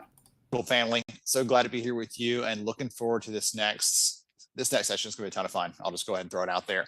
So it's funny because if you recognize Ryan's name, you're like, okay, where have I heard this name before? You probably have heard him through our other co-host here, George Rogers. So George and Ryan have been friends for a long time. And I told Ryan a few minutes ago, actually, when I decided he was going to be on the agenda, I'm like, no, I get to claim him. I'm going to have him on. So George has got to just watch this from afar and see how he enjoys the session. So Ryan, I'm so glad you're here with us and looking forward to this. Ben, I'm really excited about it too. Really appreciate it. And welcome to everyone at summer school. This is awesome. Great times. Absolutely. It's going to be a blast. We're going to talk about culture. We're going to talk about building a culture people can be proud of, which I think is kind of a fun twist on that a little bit. Before we get to some of the good stuff, would you take a minute and tell the audience a little more about who you are and what you do, please? Yeah, so I'm Ryan McCarty. I am CEO of Culture of Good. And yeah, a little bit about me. I had 20 years in nonprofit work, came into for-profit business over the last decade and recognized a massive gap. And that was a desire for employees to have a sense of meaning and purpose. And so that was my driving passion for work and all of that. And so for me, being able to bring that type of messaging and that type of work from a nonprofit's perspective into for-profit business has been just like such an amazing transformation in my life. And so that's what I've been bringing to businesses as well. This movement of the culture of good has continued to grow. And so yeah, so I am a little bit about me. I am a family man. I have a couple daughters, 30 and 25 years old. And I know I don't look old enough to have kids that old, but yeah, so, and I've been married 26 years and have a wonderful family, live in Indianapolis, Indiana. And yeah, just been in business now with the Culture of Good for 10 years. And we've seen some tremendous transformation, not only in companies, but also in like teams and just individuals that are connected with it and finding meaning and fulfilling work like I had in that nonprofit space. So bringing that into for-profit and giving people that opportunity is really my passion. Awesome. Good stuff. Well, I want to ask you, because you mentioned Culture of Good, you mentioned your 10-year cultureversary, what do we call that, right? It's 10 years of doing this. Yeah. What does Culture of Good mean to you? Because you keep talking about like the nonprofit side of that. Let's talk about some of those things, what that means to you, what that actually looks like from a practical perspective. Yeah, like how do you operate a for-profit business with the soul of a nonprofit? Yeah. That was the idea, right? So all that I learned in those 20 years of doing meaningful, fulfilling work that was very purpose-driven, and it gave those that were involved in the nonprofit side of the volunteerism and philanthropy, very missional, purpose-driven work. And as I mentioned earlier, bringing that concept into for-profit business just over a decade ago, during that time, culture was driven by a lot of conversation around just simply like engagement. Do people like where they work? That type of thing. And we started asking deeper questions. What gives people a sense of meaning at work? What gives people a sense of fulfillment? Are we looking for employee satisfaction or are we looking for employee fulfillment? Do we want people to just come to work for a paycheck or come to work with a sense of purpose? And so that was really the spark in the beginning within the Culture of Good. We didn't know what we were doing. I knew what it meant to do meaningful work. I knew that. And so we transferred a lot of the work that I had been doing in local communities into TCC, which was the largest Verizon retailer in the country at the time. And we started implementing the Culture of Good as an opportunity to give employees permission to care for each other, for the customer, and for the community. So the community good was a driving catalyst for the movement of employees and customers engaging with their work beyond a paycheck. So it gave them a sense of purpose. The same thing that I was feeling in that nonprofit space. How do you operationalize that, right? How do you bring that into a business and make it part of how the business grows? And that starts with leadership. So I was very fortunate to have a business owner that cared about employees, cared about the community, and wanted to drive that purposeful work. His name's Scott Moorhead, if anybody looks him up. And he heard me speak on knowing your why and having a greater sense of what you do and a motivator beyond just, again, a paycheck at the end of the week. And he wanted to bring that into his business. And so the launch of the Culture of Good, the creation of it was very much around, let's go out and do good in the community and we'll figure it out along the way, right? It's kind of like you get the plane in the air and we're going to start building it in flight. And that's really how we did it, because we had no book to follow. We have since written a book to follow, but there's no book, there was no manual on a culture of good, which takes the employee and the customer and the community as one streamlined effort throughout the organization, where that community good again becomes a catalyst for how employees and customers are engaging with each other and how the business continues to grow. And so we operationalized it by bringing in organizational psychologists that were way smarter than us. And we looked at, all right, what were the components of the culture of good that made it good? We knew, or made it successful. We knew that going out in the community was effective. We knew that philanthropy and giving back made a difference. But what was it that connected people, and what was going to make that sustainable long term? And because of the work that we did, not only to have events and not only to put the effort in to build a movement, but actually to reverse engineer it and kind of take it apart and discover what was it, what are the parts that made it successful. We found that there were 5 success indicators that we called promises that we were going to make as an organization, as a movement, and as a team and individuals could make collectively, that became an operationalized way of doing business. And so it's like taking your values and actually living them, Ben. Like the novel idea. Not aspirational statements we put on a wall, but how do you take those values and how do you measure culture? How do you identify and observe it objectively, not just subjectively? Because we know that culture is how most people feel, believe, and behave most of the time. And it starts with feeling, it turns into belief. But we can measure culture if we get to a place of driving those behaviors that continue to sustain the culture long term. So we started by just doing that community good. And what we ended up with was a book and a process of 12 months that any company can take their organization through and not only create, but launch and gain buy-in and sustain a culture of good long term throughout their organization. Yes, I want to go back to like 15 different things you said, and we won't have time for me to do that. One of the ones I'll call out for the audience is you talked about satisfaction versus fulfillment. Yeah. And I remember seeing someone years ago was talking about they had gone into this store, they were trying to buy something, and the person was behind the counter chewing some gum, playing on her phone. It's like she was probably very satisfied at that moment, but she wasn't really fulfilled. She wasn't enjoying the work she was doing. She wasn't living it out. She was just, I'm kind of like taking it easy until someone makes me move from my spot. But it's like I couldn't get help. I couldn't get someone. And he said, this is happening. And all these companies were like, how do we get people to really buy into this? How do we get them to be like super excited about it? So that was the first thing that popped in my head there. You mentioned the 5 promises. Would you be willing to pick one of those and give us a little bit of insight into that a little bit? I think the audience is probably like, okay, Ryan's going to lay all this out there, like put right at the very edge, and then I can't quite get a glimpse of it. So would you pick one of those that you're like super excited about and share a little bit about it with us, if you don't mind? Yeah, absolutely. So one of it was be authentic within our words and actions. So be authentic was the promise. So, and that was really the bow that tied everything in about caring and driving business and inspiring, but we had to be authentic.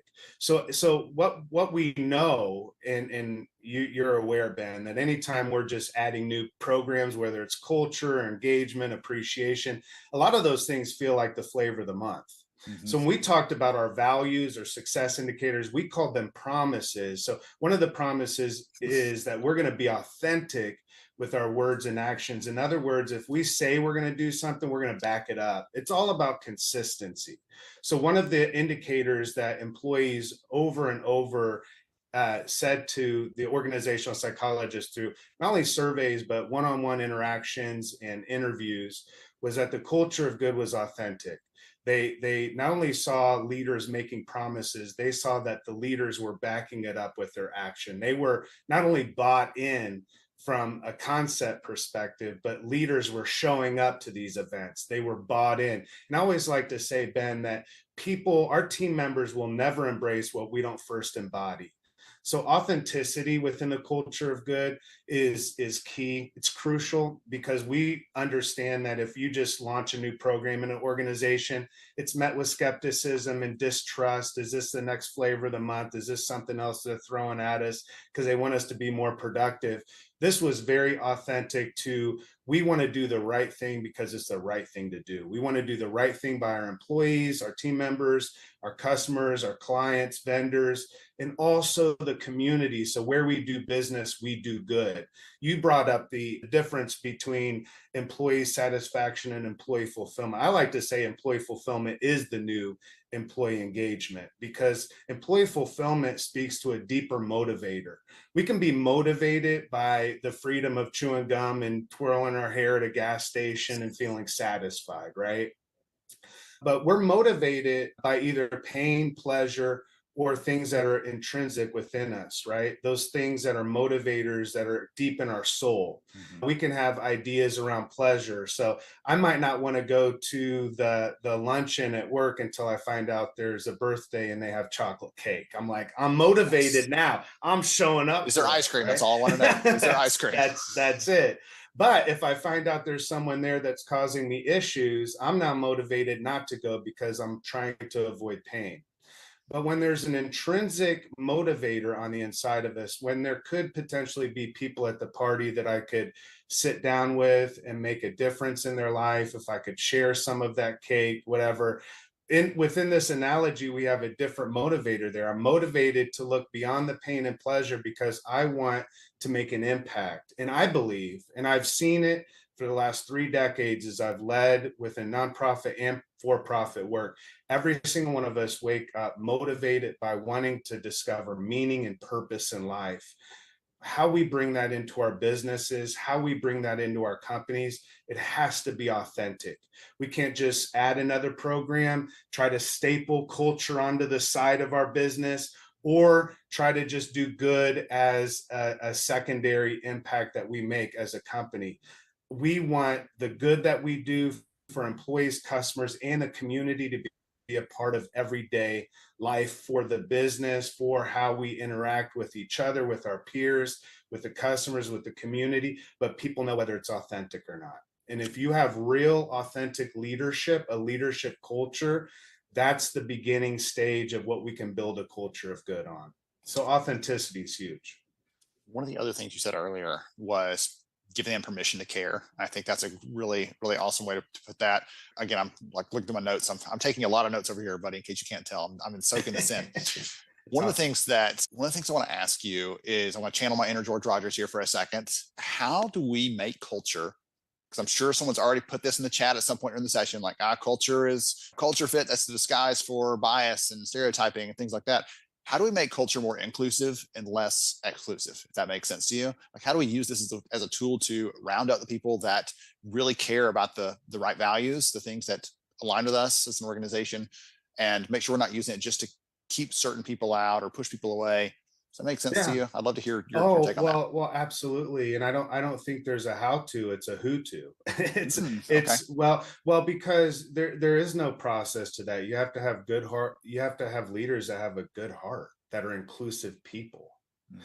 Culture is going to reflect what the leadership looks like. So if the culture itself is non-inclusive, that just indicates what the leadership is like, right? Because ultimately culture reflects leadership.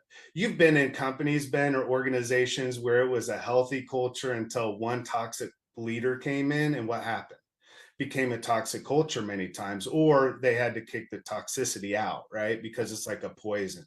Leadership determines all of this. So in order for companies to become more inclusive, leadership culture within a company needs to be more inclusive, right? We have to make that decision. We have to choose to have an inclusive senior leadership team. We can't keep throwing things out within the company when the senior leadership doesn't reflect that mission and that vision. People will never embrace what we don't first embody. If we're not embodying it as a leadership team, we're saying it's not a priority for us. So in order for us to have more inclusive organizations, we have to start by having more inclusive senior leadership. That's the beginning. Yeah.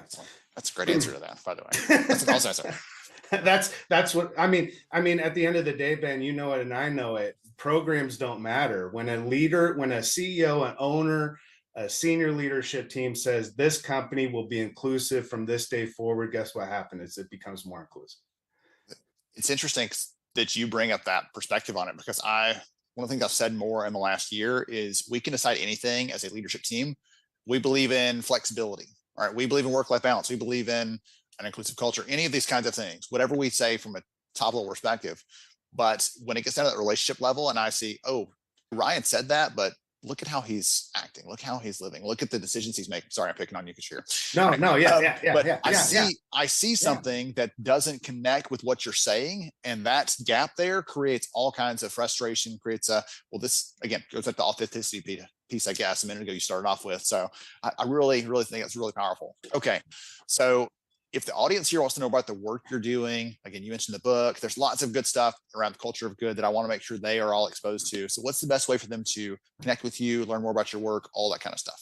Yeah, on all socials, we're under Culture of Good, and I'm Ryan McCarty. So you can reach out to me at ryan@cultureofgood.com. You can check us out on cultureofgood.com. Yeah, reach out to us. We're practitioners, right, Ben? So we're available. And we love having conversation. I love this conversation. I love having conversations with people that are looking for ways to drive that type of passion and purpose within their business so that their employees are engaged on a level that is beyond satisfaction. I would say let's get rid of the satisfaction surveys and let's do fulfillment surveys, right? Let's figure out if people are really fulfilled in their work, because when they are, it changes the landscape of how we do work. So yeah, to your question, cultureofgood.com. Perfect. So we're actually going to give away some copies of the book. So Ryan, do you have one of those to show off there really quick? Yes. Perfect.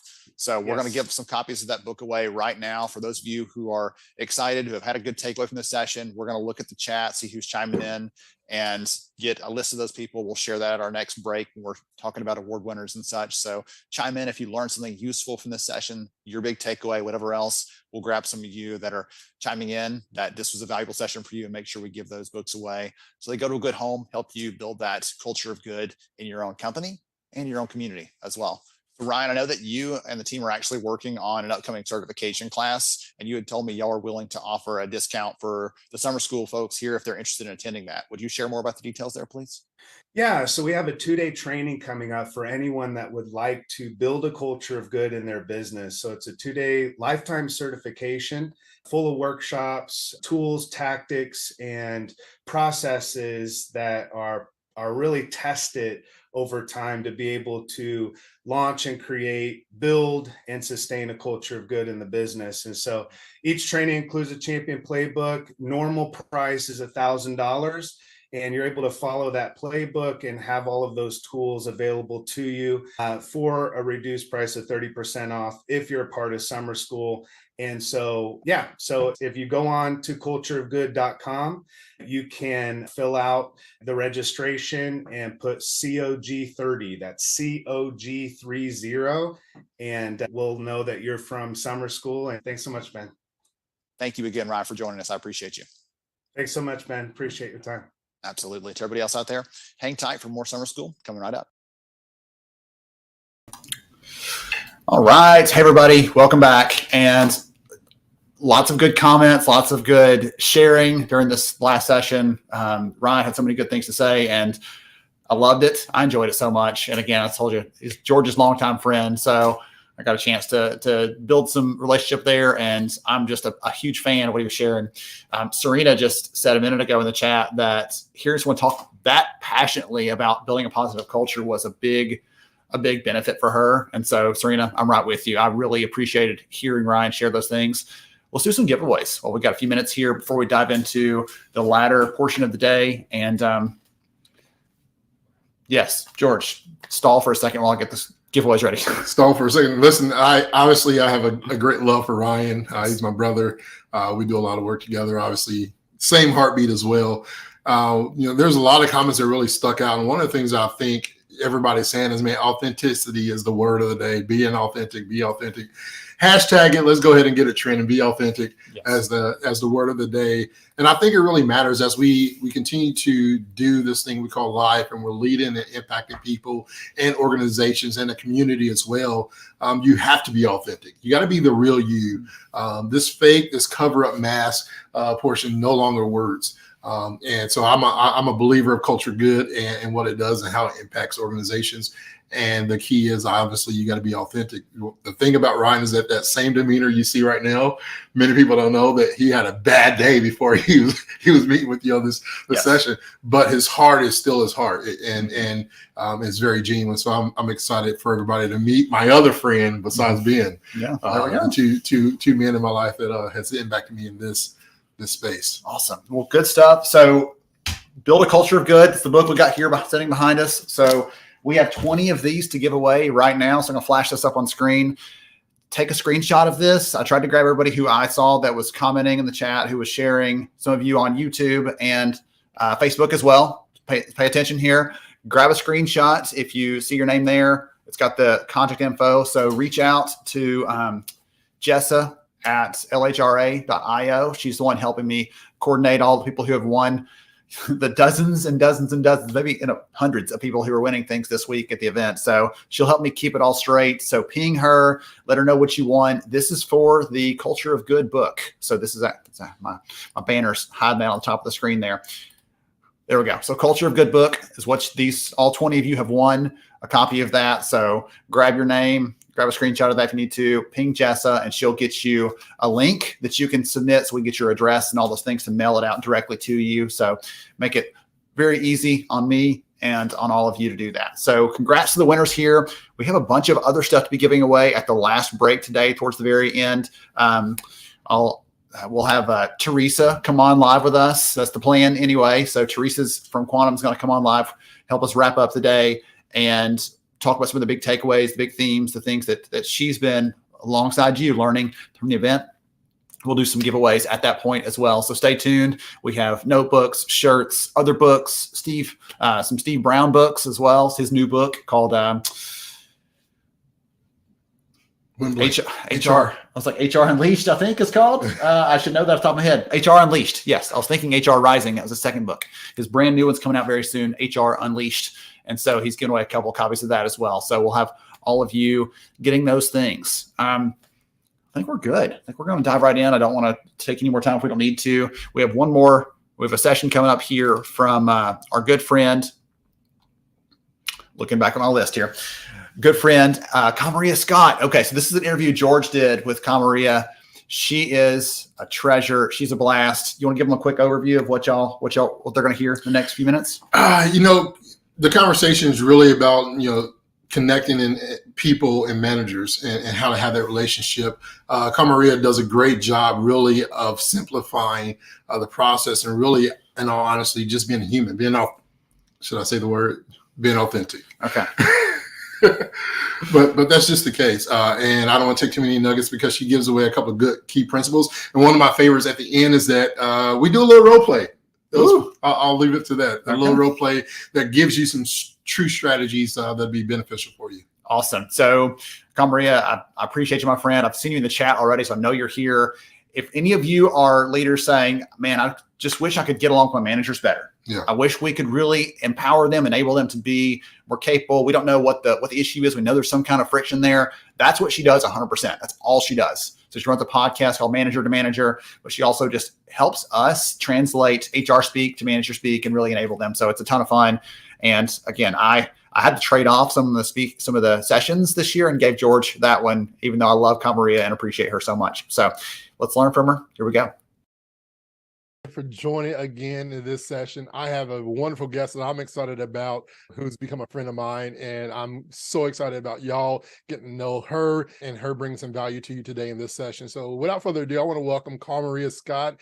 Kamaria, tell us a little bit about yourself for those people who are not fortunate enough like me to be blessed to know you, and tell us a little bit about what you do as well.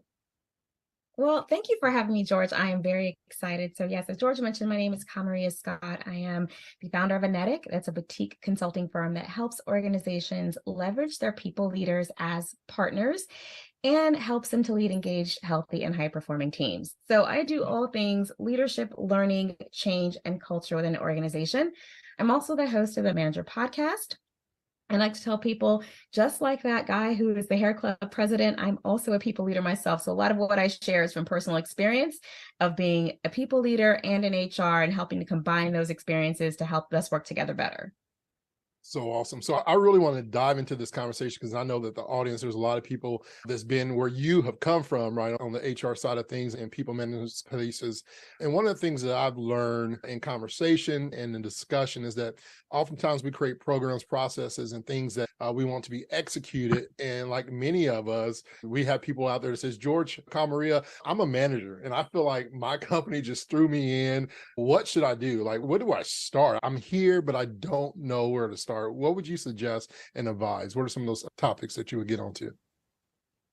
So more so than topics, I'd say like, what are the actions you should take? So if you are a manager and you're finding yourself sort of flailing about and you don't know what to do, I always say, raise your hand and go ask for help.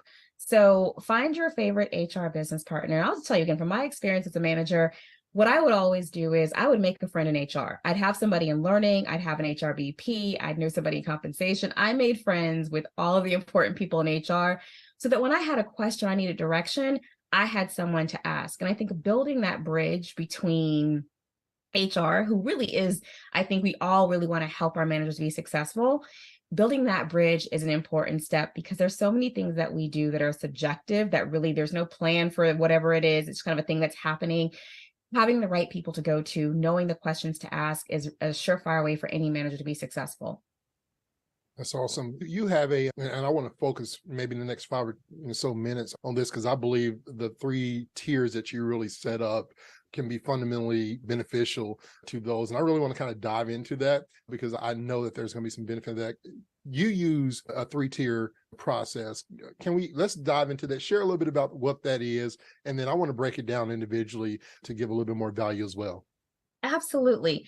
So as I mentioned, part of my background in my career has been on the HR side and really being a part of rolling out strategic initiatives, be it new performance management systems, compensation philosophies, diversity initiatives. And one of the frustrations that we often have on that side is we roll it out, we turn it on, and then we say to ourselves, we don't think it landed. Managers aren't really doing what we need for them to do to make these initiatives and programs a success. And so we need to kind of figure out what happens, how do we get it to be sticky so that it lives in the organization the way we want it to. And so there are 3 things that whenever we're rolling anything out, I think it's really important for us to just kind of check and see if we've addressed them. And those things are the will, the skill, and the way. So the will is basically, let's look at the factors that positively or negatively influence our leaders' personal motivations. The skill is, do they have the technical capabilities that influence their ability to actually do the thing that we want them to do? And then the way is, are there any structural factors or systemic things within the organization that might be impeding their performance and keeping them from being successful? So the will, the skill, and the way, anytime we roll out a big initiative, it's important to kind of just check for these things so that we can be successful. That's awesome. So when we talk about the wheel, let's focus on that first one there. You mentioned how these are some factors that could positively or negatively influence somebody that's trying to be motivated to do something, but they don't have a reason or a purpose, right? What is my why to what I'm doing? What are some of those things that... Yeah, so thank you for asking that. I think one of them, there's really 3 things that we can be looking at, right? So one of them is like, is there really a personal incentive for them, right? And we always either say like the WIFM, what's in it for me? Yeah. So if I'm a manager being asked to do something, I'm also a human being being asked to do something. So a little bit selfishly, I'm going to know what's in it for me, right? And so we might say, hey, I need you to have this difficult conversation with someone on your team about maybe we're not giving out performance reviews or maybe our compensation reviews and maybe we're not giving out compensation increases this year. I need you to go tell people that, right? That's not a fun conversation to have. And so, gosh, that fear of uncomfortableness is probably going to hold me back. However, if we say to ourselves, my goodness, we really are finding ways to highlight and elevate people leaders who are willing to lean into those tough conversations and be the leaders we need them to be, then that's going to maybe incentivize somebody to want to do it. So thinking about whether there's a lack of incentive, you might also think about like, is there some sort of self-punishing outcome that we need to address? And I'll tell you really quickly, earlier in my career, I used to facilitate performance management training for managers all throughout an organization. And one day I was standing in front of the class, I was talking to one of the leaders, and he said to me, Camaria, I hear you. I hear you on let's manage out our low performers, but I'm going to be honest with you. That is the last thing that I'm going to do, because I don't know if I manage this person out. I just don't know if I'm going to be able to replace them. I don't know if the rec will get approved. I'm going to take my chances with the 25% that I'm getting from him or her, right? Yeah. So even though ideally we know what we want them to do, we know that if there's a self-punishing outcome, they're probably not going to lean into it.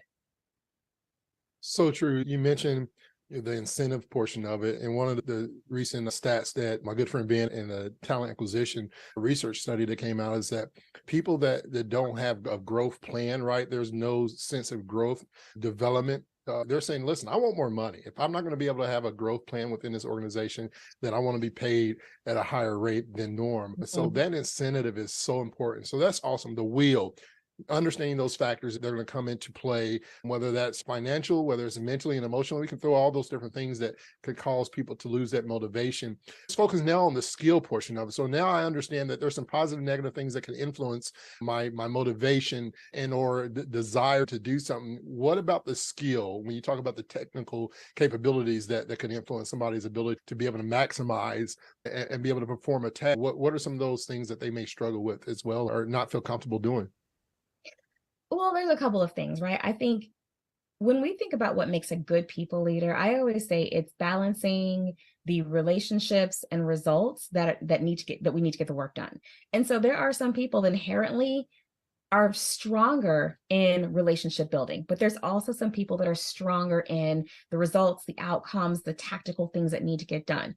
And so inherent capability, just naturally, what are the strengths you bring to the table are things that we have to think about in manager performance. Then, of course, there's all the things that we can train you for. So in a lot of organizations, and I think you mentioned managers being like, I was just thrown in. Are we providing the actual training and learning and development opportunities that they need to be successful? So if we're looking at, we don't actually have a training for whatever that is, meaning should they have to, or are they executing the compensation plans that they haven't had proper training for? Are they using a performance management system that they don't understand, right? So it's very important to make sure that there's knowledge and skill and development for them to be able to understand what's supposed to be done, and support tools that help them along the way in order to do them. So technology will solve for some of that. And then the coaching and reinforcement is really, are we providing the opportunities for them to get feedback on how well they're doing those things?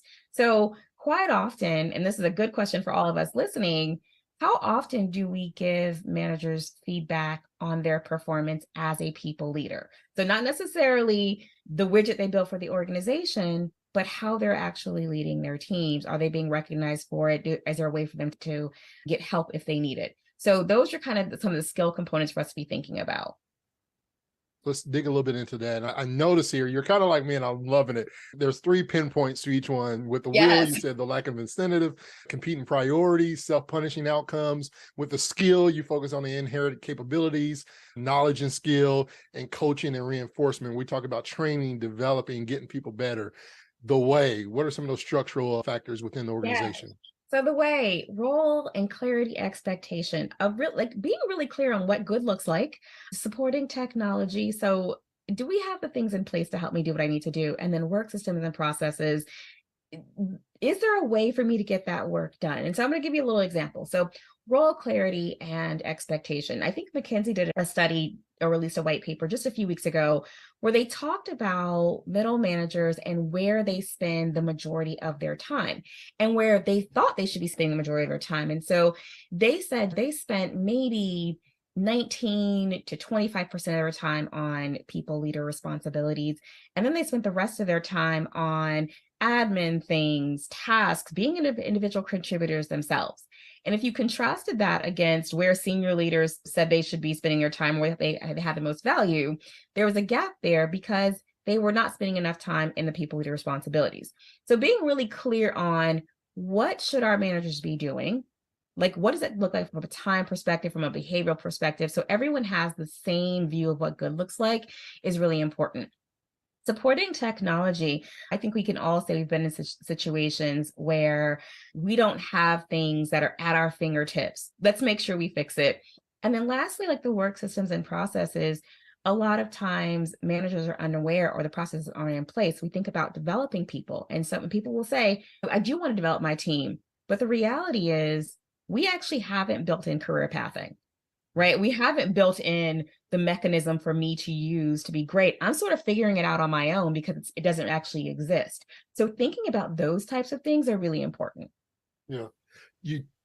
You talk about the role and the clarity, man. I'm thinking of Ben's going to be excited about this, but I'm thinking of some of the research that just came out is one of the questions we ask in our new performance, engagement, and culture piece was to employees, do you feel you have the necessary resources and support to really perform your job effectively? Only 50% of those people say, yes, I have both support and resource. So that means the other 50% of your company organizations out there are saying, you know what, I either lack resources, but I have support, or I have support of my leader, but we don't have the resources within our company or being provided to us. And then some of them are saying, you know what, I just don't have any of it. I don't have resources and support from my leader. And so you talk about that, and you talk about being able to perform your job at a high level.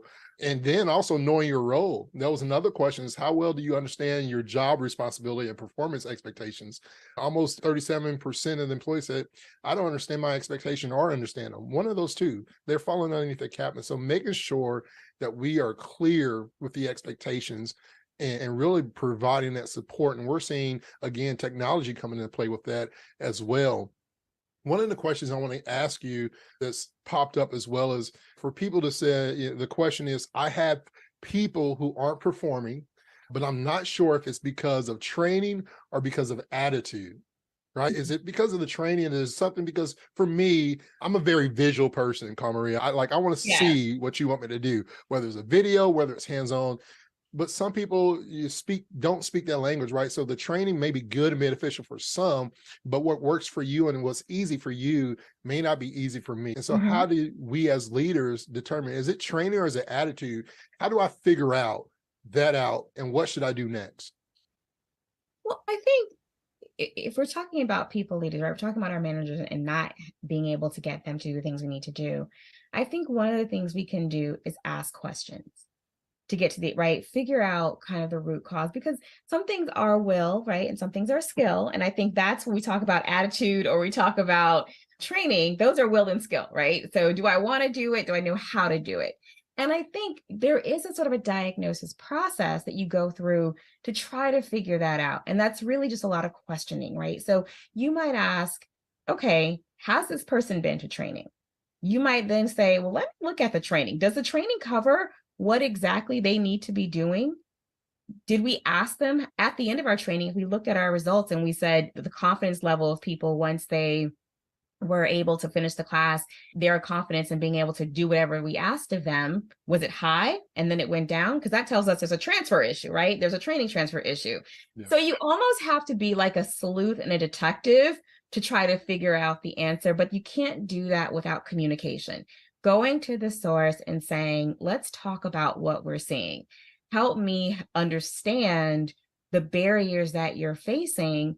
And that'll help you then sort of work your way backwards to determine, actually, what we have here is they want to do it. They're telling us they want to do it. We see they're trying to do it, but maybe they don't have the tools and resources to do it. Or we've trained, there's job aids everywhere. We probably even put in a walk me somewhere and it's still not happening. Maybe we need to be listening for, is there something in this that is self-defeating for them, self-punishing for them? Is it a time priority issue? You can't figure that out without good listening. And that's why what I would say is, for any organization, it's really important, if you don't already have one, to think about having a network, like a little advisory group of managers throughout your organization, that when you're starting to see trends in them not doing things, not working, that you can put things in front of them and get their perspective. It's one of the best ways. Just go to the source and ask, and that will give you enough information to be able to make that determination.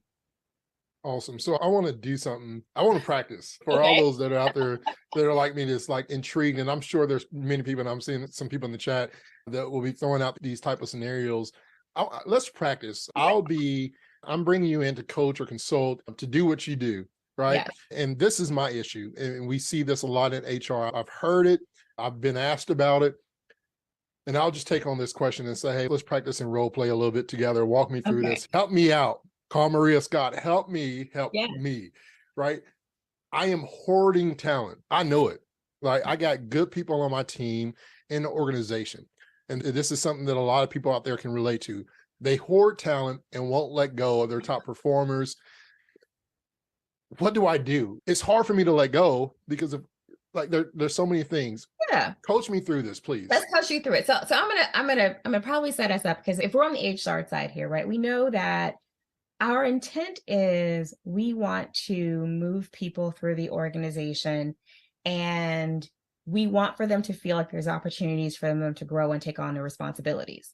And so that would require our managers to be actively developing people on their teams. And then when they're seeing they're ready to grow, find them new opportunities and sort of championing them into moving on. So yeah, so you're gonna be a manager, because if I want to know why things aren't happening, I need to go to the source.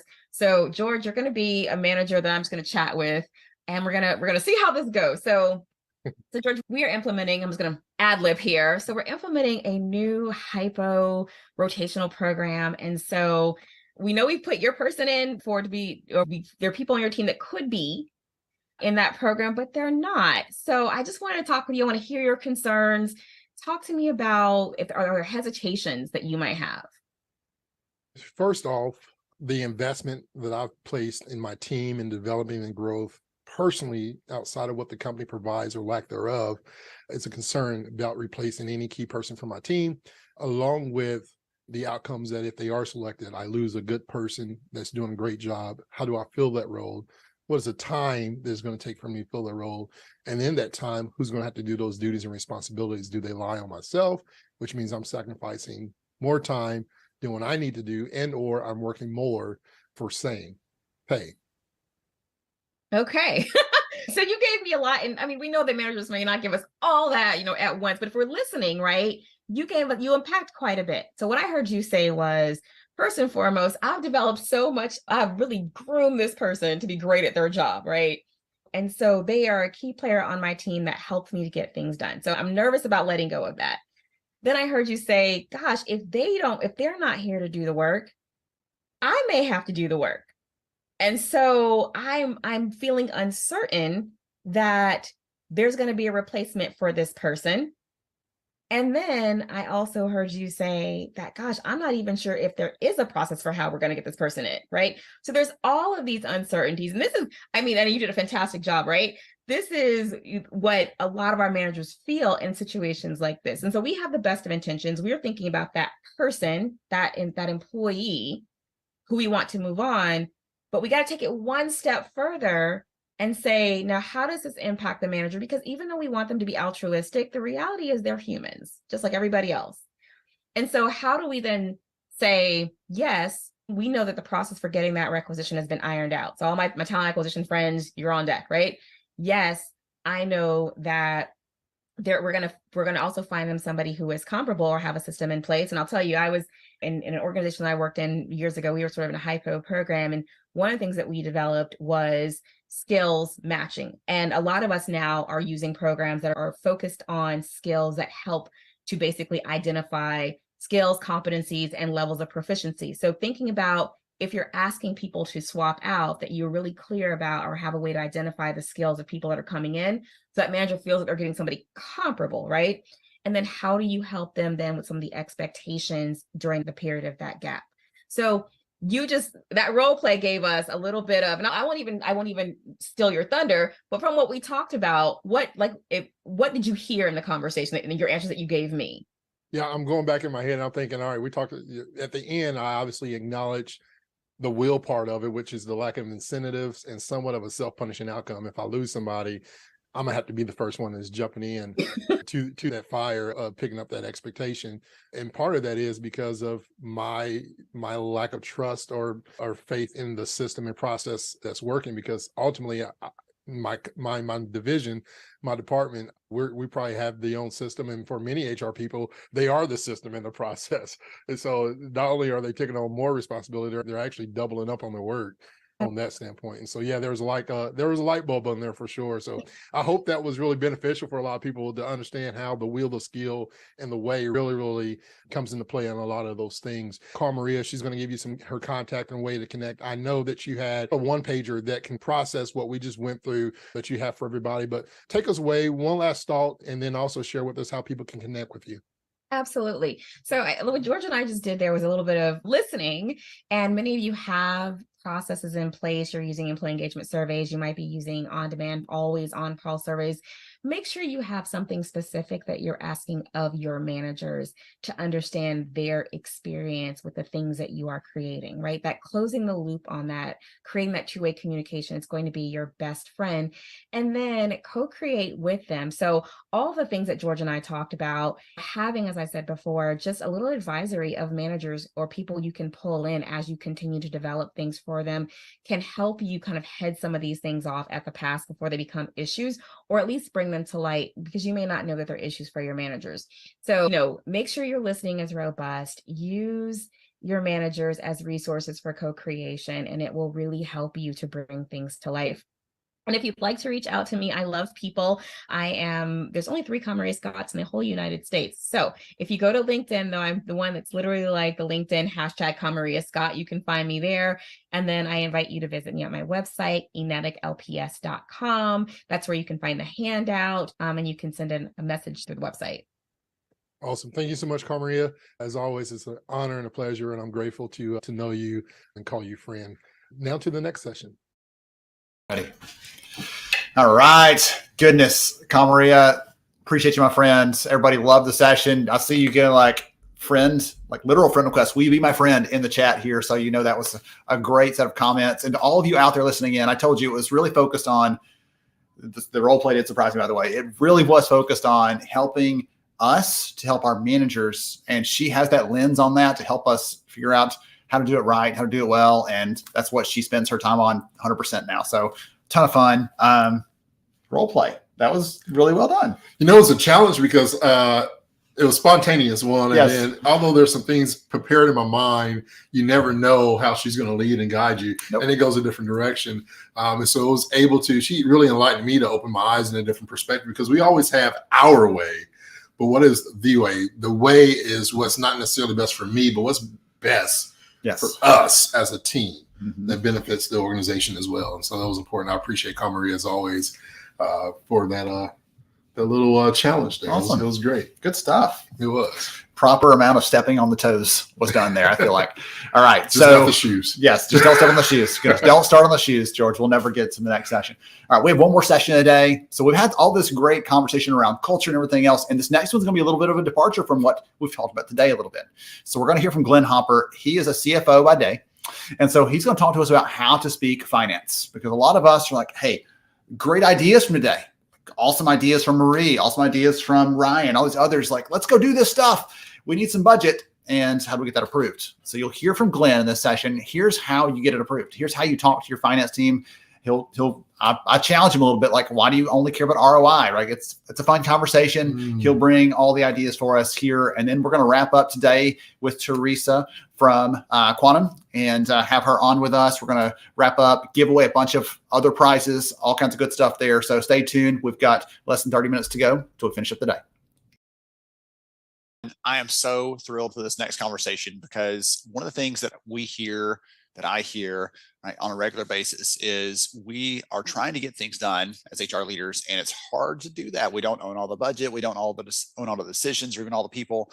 And so we've got to make these alliances, partnerships, relationships with the other leaders in the business. And so I'm so excited that Glenn Hopper's here with us, because he represents the CFO, the finance perspective of what's happening on that side of the business. And I'm so excited because we're going to talk about some of the things, how we can work on that relationship, how we can build those inroads, and how Glenn's going to kind of give us some insight, I hope, into how the finance team makes decisions, what things they're looking for, and how we can kind of anticipate that and meet their needs as we're going through all this kind of fun stuff. So Glenn, that's a great setup. I put you on a really high pedestal. Best of luck to you in the next 20 minutes or so. Now, I'm really glad you're here with us. Before we get into some of the fun stuff, would you take a minute and let the audience know who you are and what you do, please? Yeah, sure. So first off, I'm going to try to overcome what everybody says about the CFO behind their back and the CF no and the bean counter and all that. So I'm gonna try to Buck that trend. yeah, exactly. So, no, I've been, first off, thank you for having me and very excited to do this. I've always considered myself a big proponent of HR and how important they are to overall company success. And so hopefully I'm not rare in that as a CFO. A lot of my peers that I talk to feel the same way, but I've been in finance and accounting for over 20 years, including the last 15 as a CFO at several different companies of all sizes. And I've been in situations where HR has reported directly to me or they've been a separate function. So I've seen both sides of that. And currently I'm doing consulting work for a company called Aventus Advisory Group. And we help companies, both public and private. We come in, we can get them ready for IPOs. We can do fractional accounting, fractional CFO and accounting work for them. We prepare them for audits, do their SEC filings and all that. I've been in a wide range of companies, and now as a consultant, I'm in even more. Yeah, it's like you've been inside for a long time. Now you're on the outside looking in. So you got this fun blend of perspectives there. That's probably a lot of fun for you.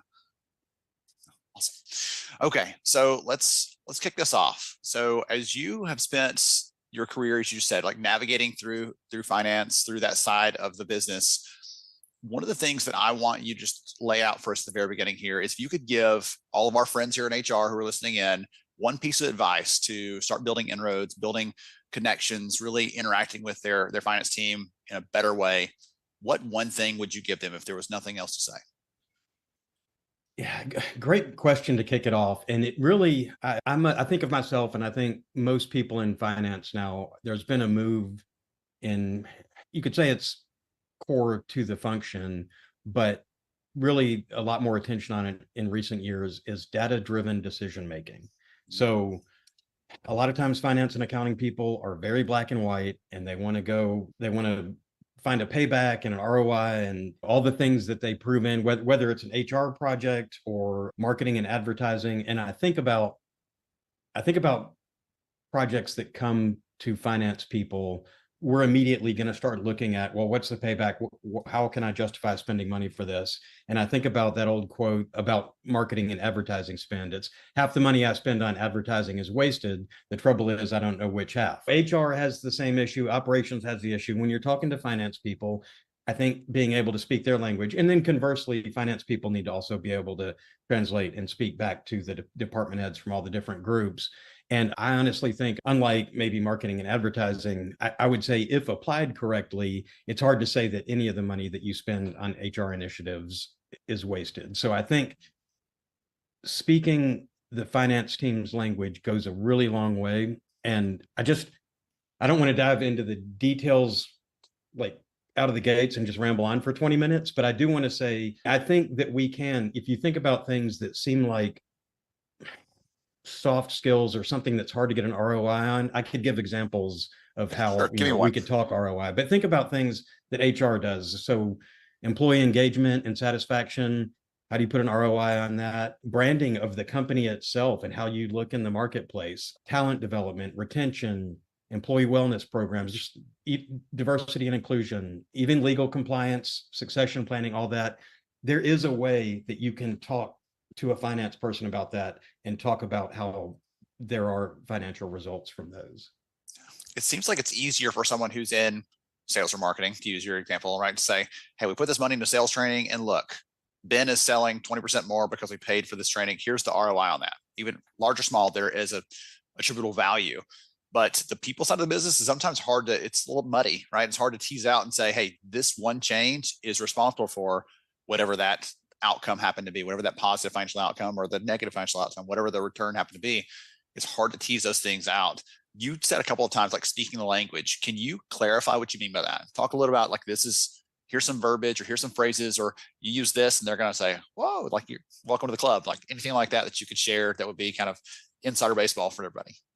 Yeah. So let's think about, so if you say I have this program that's going to increase employee engagement, what does that mean? I don't know. What does that mean in dollars and cents? But if you look at what the outcome is, and then once you know what the desired outcome is, you can then start thinking about return on investment. So, and this will apply to several of them. So we don't need to go to nth level detail on each. But for example, if you have a company that has more satisfied employees, better engagement, well, guess what the result of that is? You have less turnover, higher productivity, and it's the kind of environment that fosters innovation where people are empowered and they're engaged. And then even things like the really intangible things that there's Glassdoor out there, there's all these, and there's just what people know about your company in the marketplace. So if your company is known as being a good place to work, that makes it makes, when you're hiring someone, it's not just about the dollars and cents. It's, you're getting top talent because they want to come work at your company. You're reducing turnover, you're reducing time spent on recruitment, and then talent development and retention. That kind of goes without saying that if you can retain your current talent and increase their skills, then they're going to be more motivated and engaged. And then you have reduced absenteeism. There are all these things that you can put a number to. So rather than just looking at the project up here, look at what you get out of it. And then what you get out of it, there's a million Gallup polls out there, and we can talk about that too if we have time, but we're sources to find this information where you can say, hey, Gallup did this survey of 10,000 companies, and this is what they found. That kind of stuff, that's really speaking the language to the finance people. Okay, so I want to balance this out with, let's say I'm bringing an idea to you. I want to get your thumbs up on this or your approval. Do I come with a spreadsheet? Do I come with slides? Do I come with, like, I've got this idea, just feeling it out at the beginning, like this is coming down the line, but I want to just talk to you about it now. Any ideas about places I could look at for outcomes? Like what's your best recommendation for that first step? Is it showing up like, hey, I've done all this prep work, but I want to get your take on that. Did I get the right things? Is this too conservative? Is this too, right? Am I overinflating this? What's the thought there on that piece of it? Yeah, and this has been a big part of my career. And again, and this goes not just to HR, it goes to sales and marketing, operations, any other department. Like, I don't expect the other department heads to build out a complex financial model when they come to me. However, like, I think, so I wouldn't say don't try to calculate the payback and how many months it's going to be to get payback on it and all that. But I think the presentation, whether it's written or just a conversation, the presentation really has to be on outcomes and what those outcomes mean. So, and I think that companies can have internal stats on things like the cost of turnover, time to fill a position, absenteeism. If you have stats internal to that, I say bring those, and then back up those stats with, did you know that the typical cost to replace an employee who leaves because they're unhappy is between X% of salary? Yeah. And having all that, and I don't think that the expectation would be that an HR leader would have the full financials figured out. But the most important thing is having that partnership. And it goes both ways. It can't be just HR doing all the work. Finance and accounting has to be doing the work too. And you have to have that culture in place and the relationship to be able to have that open communication. And it really shouldn't be the CFO. It should be, I'm as the finance and accounting team, I'm here to support you and to help, whatever the project is, help find a way to make the company better. And HR is a big part of that. Yeah, the way I'm, again, from the outside, maybe on the outside looking into the finance side of things, I have two brothers who are, one who's an accountant, one who's in the finance space. So I've learned a little bit of the lingo, like see their world, but like it is your job to allocate the budget, all the resources the company has in the best possible way. And sometimes that's not a people project, by the way. There's a better operational value by investing in this thing. We'll get to that next year. And it's just a limitation of, we don't have unlimited budgets. But sometimes you've got to make the case. I got to make a decision between A and B. And if you've shown up, you've really put your effort in, you've tried to get to those outcomes like you're talking about here and really laid out, hey, we see the biggest impact on this is going to be reduced absenteeism. And here's what our current rate is. And here's what the data show out there externally. The cost of that per day is, right, being able to put some of those things together. That's going to make your case a lot better, you're saying, than just saying, hey, we want to try this thing out. We think it's going to help make it better for our employees and it might save us on some costs. That's way too vague. And that's not going to really get someone, they don't even know how to partner potentially there. It's like, I've got an idea, but it's not really a plan that you put together and put a lot of thought into it sounds like. Yeah. And a real way to think about this is you do see it, but it's behind the scenes. I was going to say, you don't see employee satisfaction and absenteeism and all that on the financial statements, but you do, it's just behind. Like if your absenteeism goes up, if recruiting costs go up or whatever, it's reflected there. But I think one thing to keep in mind is HR and finance are not adversaries. They're each given a very important role in the company, as finance is responsible for controlling the company's purse strings and being as responsible as they can with the company's money and making sure that everything is allocated appropriately and accounted for appropriately. Equally important, well, maybe arguably more important, is HR's role of taking care of the people, because the people are what's making everything work. So if you go into it with this partner mentality of, I understand you have to be a steward of the purse strings, I'm looking out for our people, these are not at odds. Yeah. I like the idea of being a steward of the people, right? And Yeah, saying that yeah. we're just two sides of this thing, and we're both trying to get to the same kinds of outcomes. We're trying to lead to success for the company, success for our people. And we're neither one of us is intentionally making a decision like with the hopes that it's going to sabotage either one. And that's some really good insight there. For everybody listening in out there, take some notes. I hope you get some good ideas out of this. Even as Glenn has been talking about, well, look at this potential outcome or that's potential outcome, and he's just throwing them out there like they're little candies at a parade, just throwing them out there. But there's lots of good things I've already written down in my notes so far in this conversation, things that are good takeaways and good ideas to think about as any of you are out there trying to figure out how to bring an idea forward. So we've talked through this a little bit. I want to see if there's anything else. I'll ask you I had one of the questions I was going to ask you is a little more like explicit on this. So you can say, I'll double down on something I've already said, or something else may pop up. But if someone listening in is like, okay, this is all great, Glenn, this is wonderful, I'm getting a lot of help here, but Friday, I've got to go meet my leadership team, I've got to present an idea, what is something I can do that would increase my chances of success, increase the chances of them being likely to say yes to this?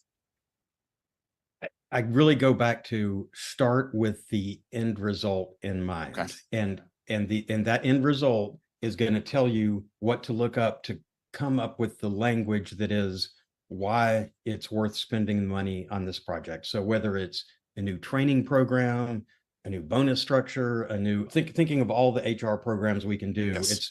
We're not just doing it because it seems like it might be a good idea. Anything because we're bored, right? Yeah. We've all got plenty to do.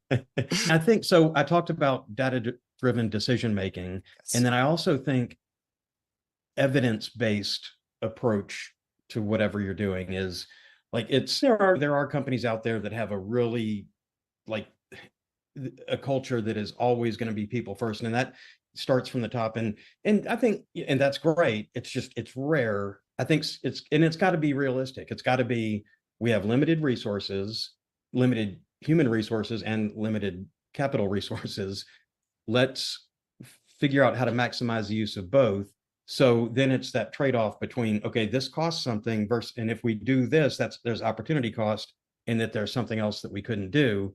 So thinking about why this is important, what the outcome is, and then saying, if we reduce safety issues at the company, if we reduce Yes. accidents at the company, if we reduce even things like shrinkage and theft of inventory, that goes up in a lower engaged and Yes. unhappy employee environment. So there are, whatever you're looking at as a policy or a procedure or program, it is for a reason. So think about what the result you want is, and then it's easier to tie back to finding some kind of number on reducing turnover, reducing absenteeism, increasing engagement, and even ultimately increasing a more happy, motivated sales force that's compensated accurately is going to drive more productive workers there. So it's in there. You just have to think like 2 levels down from what the overall project is. Okay. I really have enjoyed this. I want to get your take on this. If this is like, you get your stamp of approval, if you're like, I would approach this differently. I have a good friend who used to be a CHRO, large organization. He had a plan to invest in something and knew it was going to be a very significant investment. And so he had actually put together some numbers and went to talk with his group CFO for that division and said, hey, here's what I'm thinking about. I need you to really critique this, just like it was going before our leadership team tomorrow. What are your thoughts on this? Is there anything I missed that would be really important to include in this? And so they gave them some pointers and tips. Well, a month later, when they presented it to officially, the CEO looks over at finance and they're like, I've seen the numbers, right? They check out, and they're like, okay, you've got the green light, go for it. And they've done some of that prep work in advance instead of just showing up at the meeting and kind of saying, okay, let's lay it all out here. You've got to make a decision on the spot, Glenn, because this is the first time you've heard about it. Would you recommend some of that pre-work, some of that kind of, again, it's kind of relationship building almost in advance, but you're trying to build a team or a champion or an advocate for you before you show up to the real session, if that makes sense. Yeah, and that's a great point. And to me, that goes back to the culture and the relationships in the company. And it Okay. you do want that back and forth. And I think that no matter what project you're proposing, if you've talked through it with the other stakeholders in the project who are going to get benefit from this project, who's got to approve the project, and then not just talking with finance, but talking with other department heads as well. I think, and the thing with HR programs is you're not trying to fight an uphill battle most of the time. You're talking about doing things that are going to improve the lives of your employees. Everybody wants that. It's just a matter of limited resources. So if you do your roadshow tour and talking to the stakeholders and the decision makers in it ahead of time, find out what they want out of it, what their expectations would be, talk to the finance people about the costs of it. That's a great way to do it, is to just build slow and steady support, so that when it comes time to make the annual budget, so that you know that you're having dollars budgeted in there, or whatever the project approval process is. Okay, wonderful. Awesome.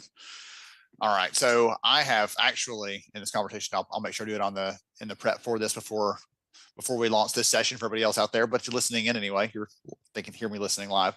People strategy team put us in touch, and I'm thankful for them so much, because this has been a joy for me. I've really had a great time understanding more about this, hearing your perspective as you, whether you like it or not, you represent the bigger finance audience out there that everybody out there listening in has to connect with, has to engage with, has to work alongside. And so I've gotten some really good notes from this. Glenn, if someone wants to follow you or connect with you, just stay in touch as your friendly neighborhood CFO, fractional CFO. What's the best way to do that? Is LinkedIn the best way to connect?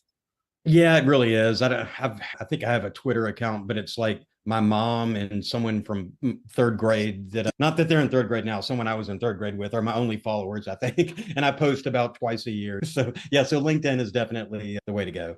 Okay. Awesome. This has been so much fun. As I said, I really enjoyed this. Thank you again for joining me and for sharing your ideas, your insights, and being our translator a little bit for that side of the fence. Appreciate you having me, Ben. All right. Goodness. Such a blast. Loved hearing from Glenn there, getting some great ideas from him. And I told you it was a great way to wrap up some of the things we talked about today, because I'm hoping that each day you're finishing with some ideas, a little list of, I need to go try this. I need to go experiment with this. I need to have someone else do that role play like George did earlier in my organization. And some of those things are going to require budget, support, finances, all those things. And you get the chance to now go and take that using the insights from your friendly neighborhood CFO, Glenn Hopper, on that. So thanks again to the People Strategy team for putting us in touch with Glenn. Great session there. All right. So we have something kind of unique for you here. We actually have Teresa from Quantum Workplace. She's going to join us here. We're going to talk about some of the stuff that they're doing. Sorry, we're not. We're going to talk about her big takeaways from the event today. I apologize. I'm excited because it's different for us, right? I'm used to you being here or you being virtual, but yeah. Teresa's new. So excited to have her with us. Teresa, I'm going to go ahead and bring you on and welcome you to the stream. Hey. Hello. How are you? We are so glad you're here with us, and I'm so pumped to hear from you. I know you've been kind of listening in on your end. We appreciate Quantum, by the way, for supporting the event. First of all, would love to hear from you some of your big takeaways, your big aha moments in the conversations today. Mm-hmm. Honestly, Ben, there are so many. I have some notes here. I'm going to kind of pick and choose a few things, but really kind of the overarching theme I felt that kind of strung through a lot of the conversations were about digging deeper, about going further into what insights are we gathering from our data, and then how can we use those to action? So what Marie Potter was talking about, right? So we often find that can be kind of a sticking point for organizations, where we're going to gather all this data and we're going to get all of this great stuff, but how do we actually do something with it? And it's the doing something with it that's really the most important and the most difficult most of the time. The other piece, I have kind of two more ahas that I was really, really excited to hear. So Kamaria talking about investing in people managers. There, I know we've all probably been through it where someone is promoted because they're so good at what they do, but they really aren't supported from the how do I manage people side. That's a conversation I remember having a lot internally when I was a recruiter and did internal promotions and things, is that it is a different skill set. And if we do not prepare these people to be successful, we're not helping them. We are we're doing them wrong in a way. Yeah. And then it kind of all coming together with Glenn's talk, which I thought was fantastic. Having a partner in finance, making sure that you have the information to back up some of these, and I don't want to say it because I know people think it, but some of the softer pieces, right? To back them up with hard numbers. How is this really going to help the organization going forward? And this is where the dig deeper part comes in, because you have all of the surface level numbers, but like Glenn was saying, absenteeism, turnover, productivity, those are all kind of the behind the scenes things that are pushing those numbers ultimately. And we don't always see that on the surface. So much good today. I was really excited by a lot of the things that I was hearing. I always, as I'm listening to you talk, Teresa, I'm thinking the 5 P's, right? Proper preparation prevents poor performance. And a lot of this, and so a lot of that's a tongue twister, by the way. Yes, by the way. Do that. But what are some things, and just, I guess, a quick question to you as we talk about being authentic, really training and developing and investing in your people. What does the data say, and how do we move to that next level? What do you say, tying all these things together and giving our HR summer school students a good takeaway? How would you piece together the data, the training and development, and say, hey, this is how we move forward? This is the next step. What would be that next step in your perspective? Right. It's really listening to the data. It is, and I know that sounds oversimplified, but that can be a real barrier at times. I think as leaders, we all tend to think we know what people need, and that comes from a great place, right?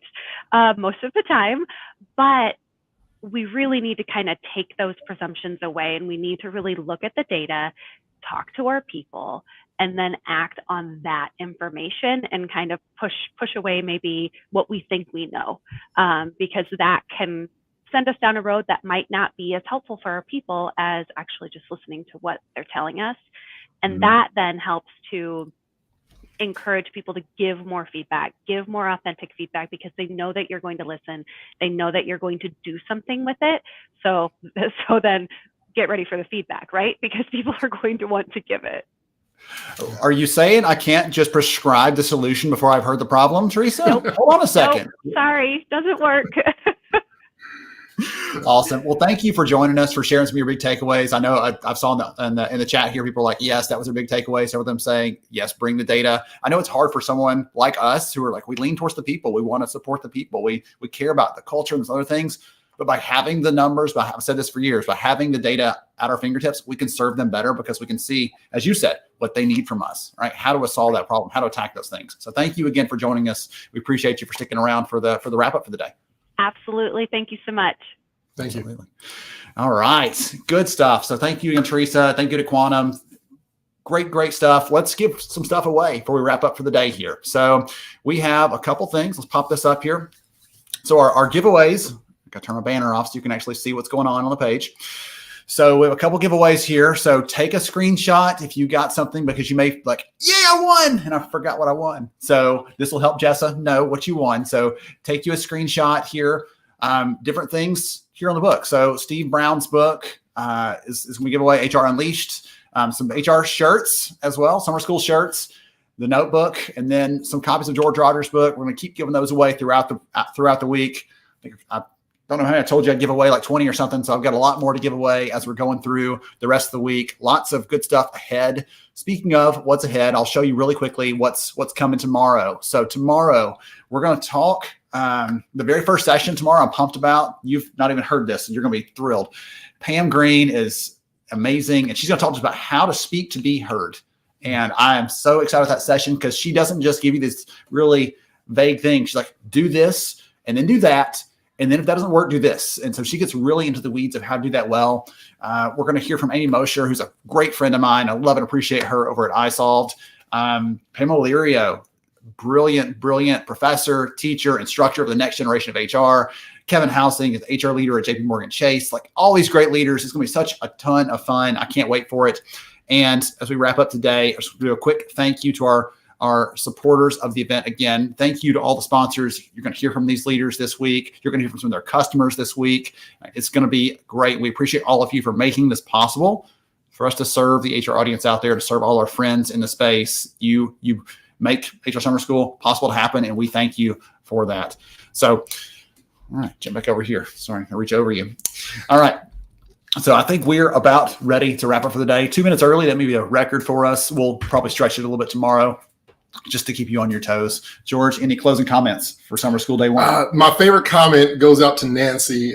She was talking about the In My Shoes and that strategy and really how to relate to people.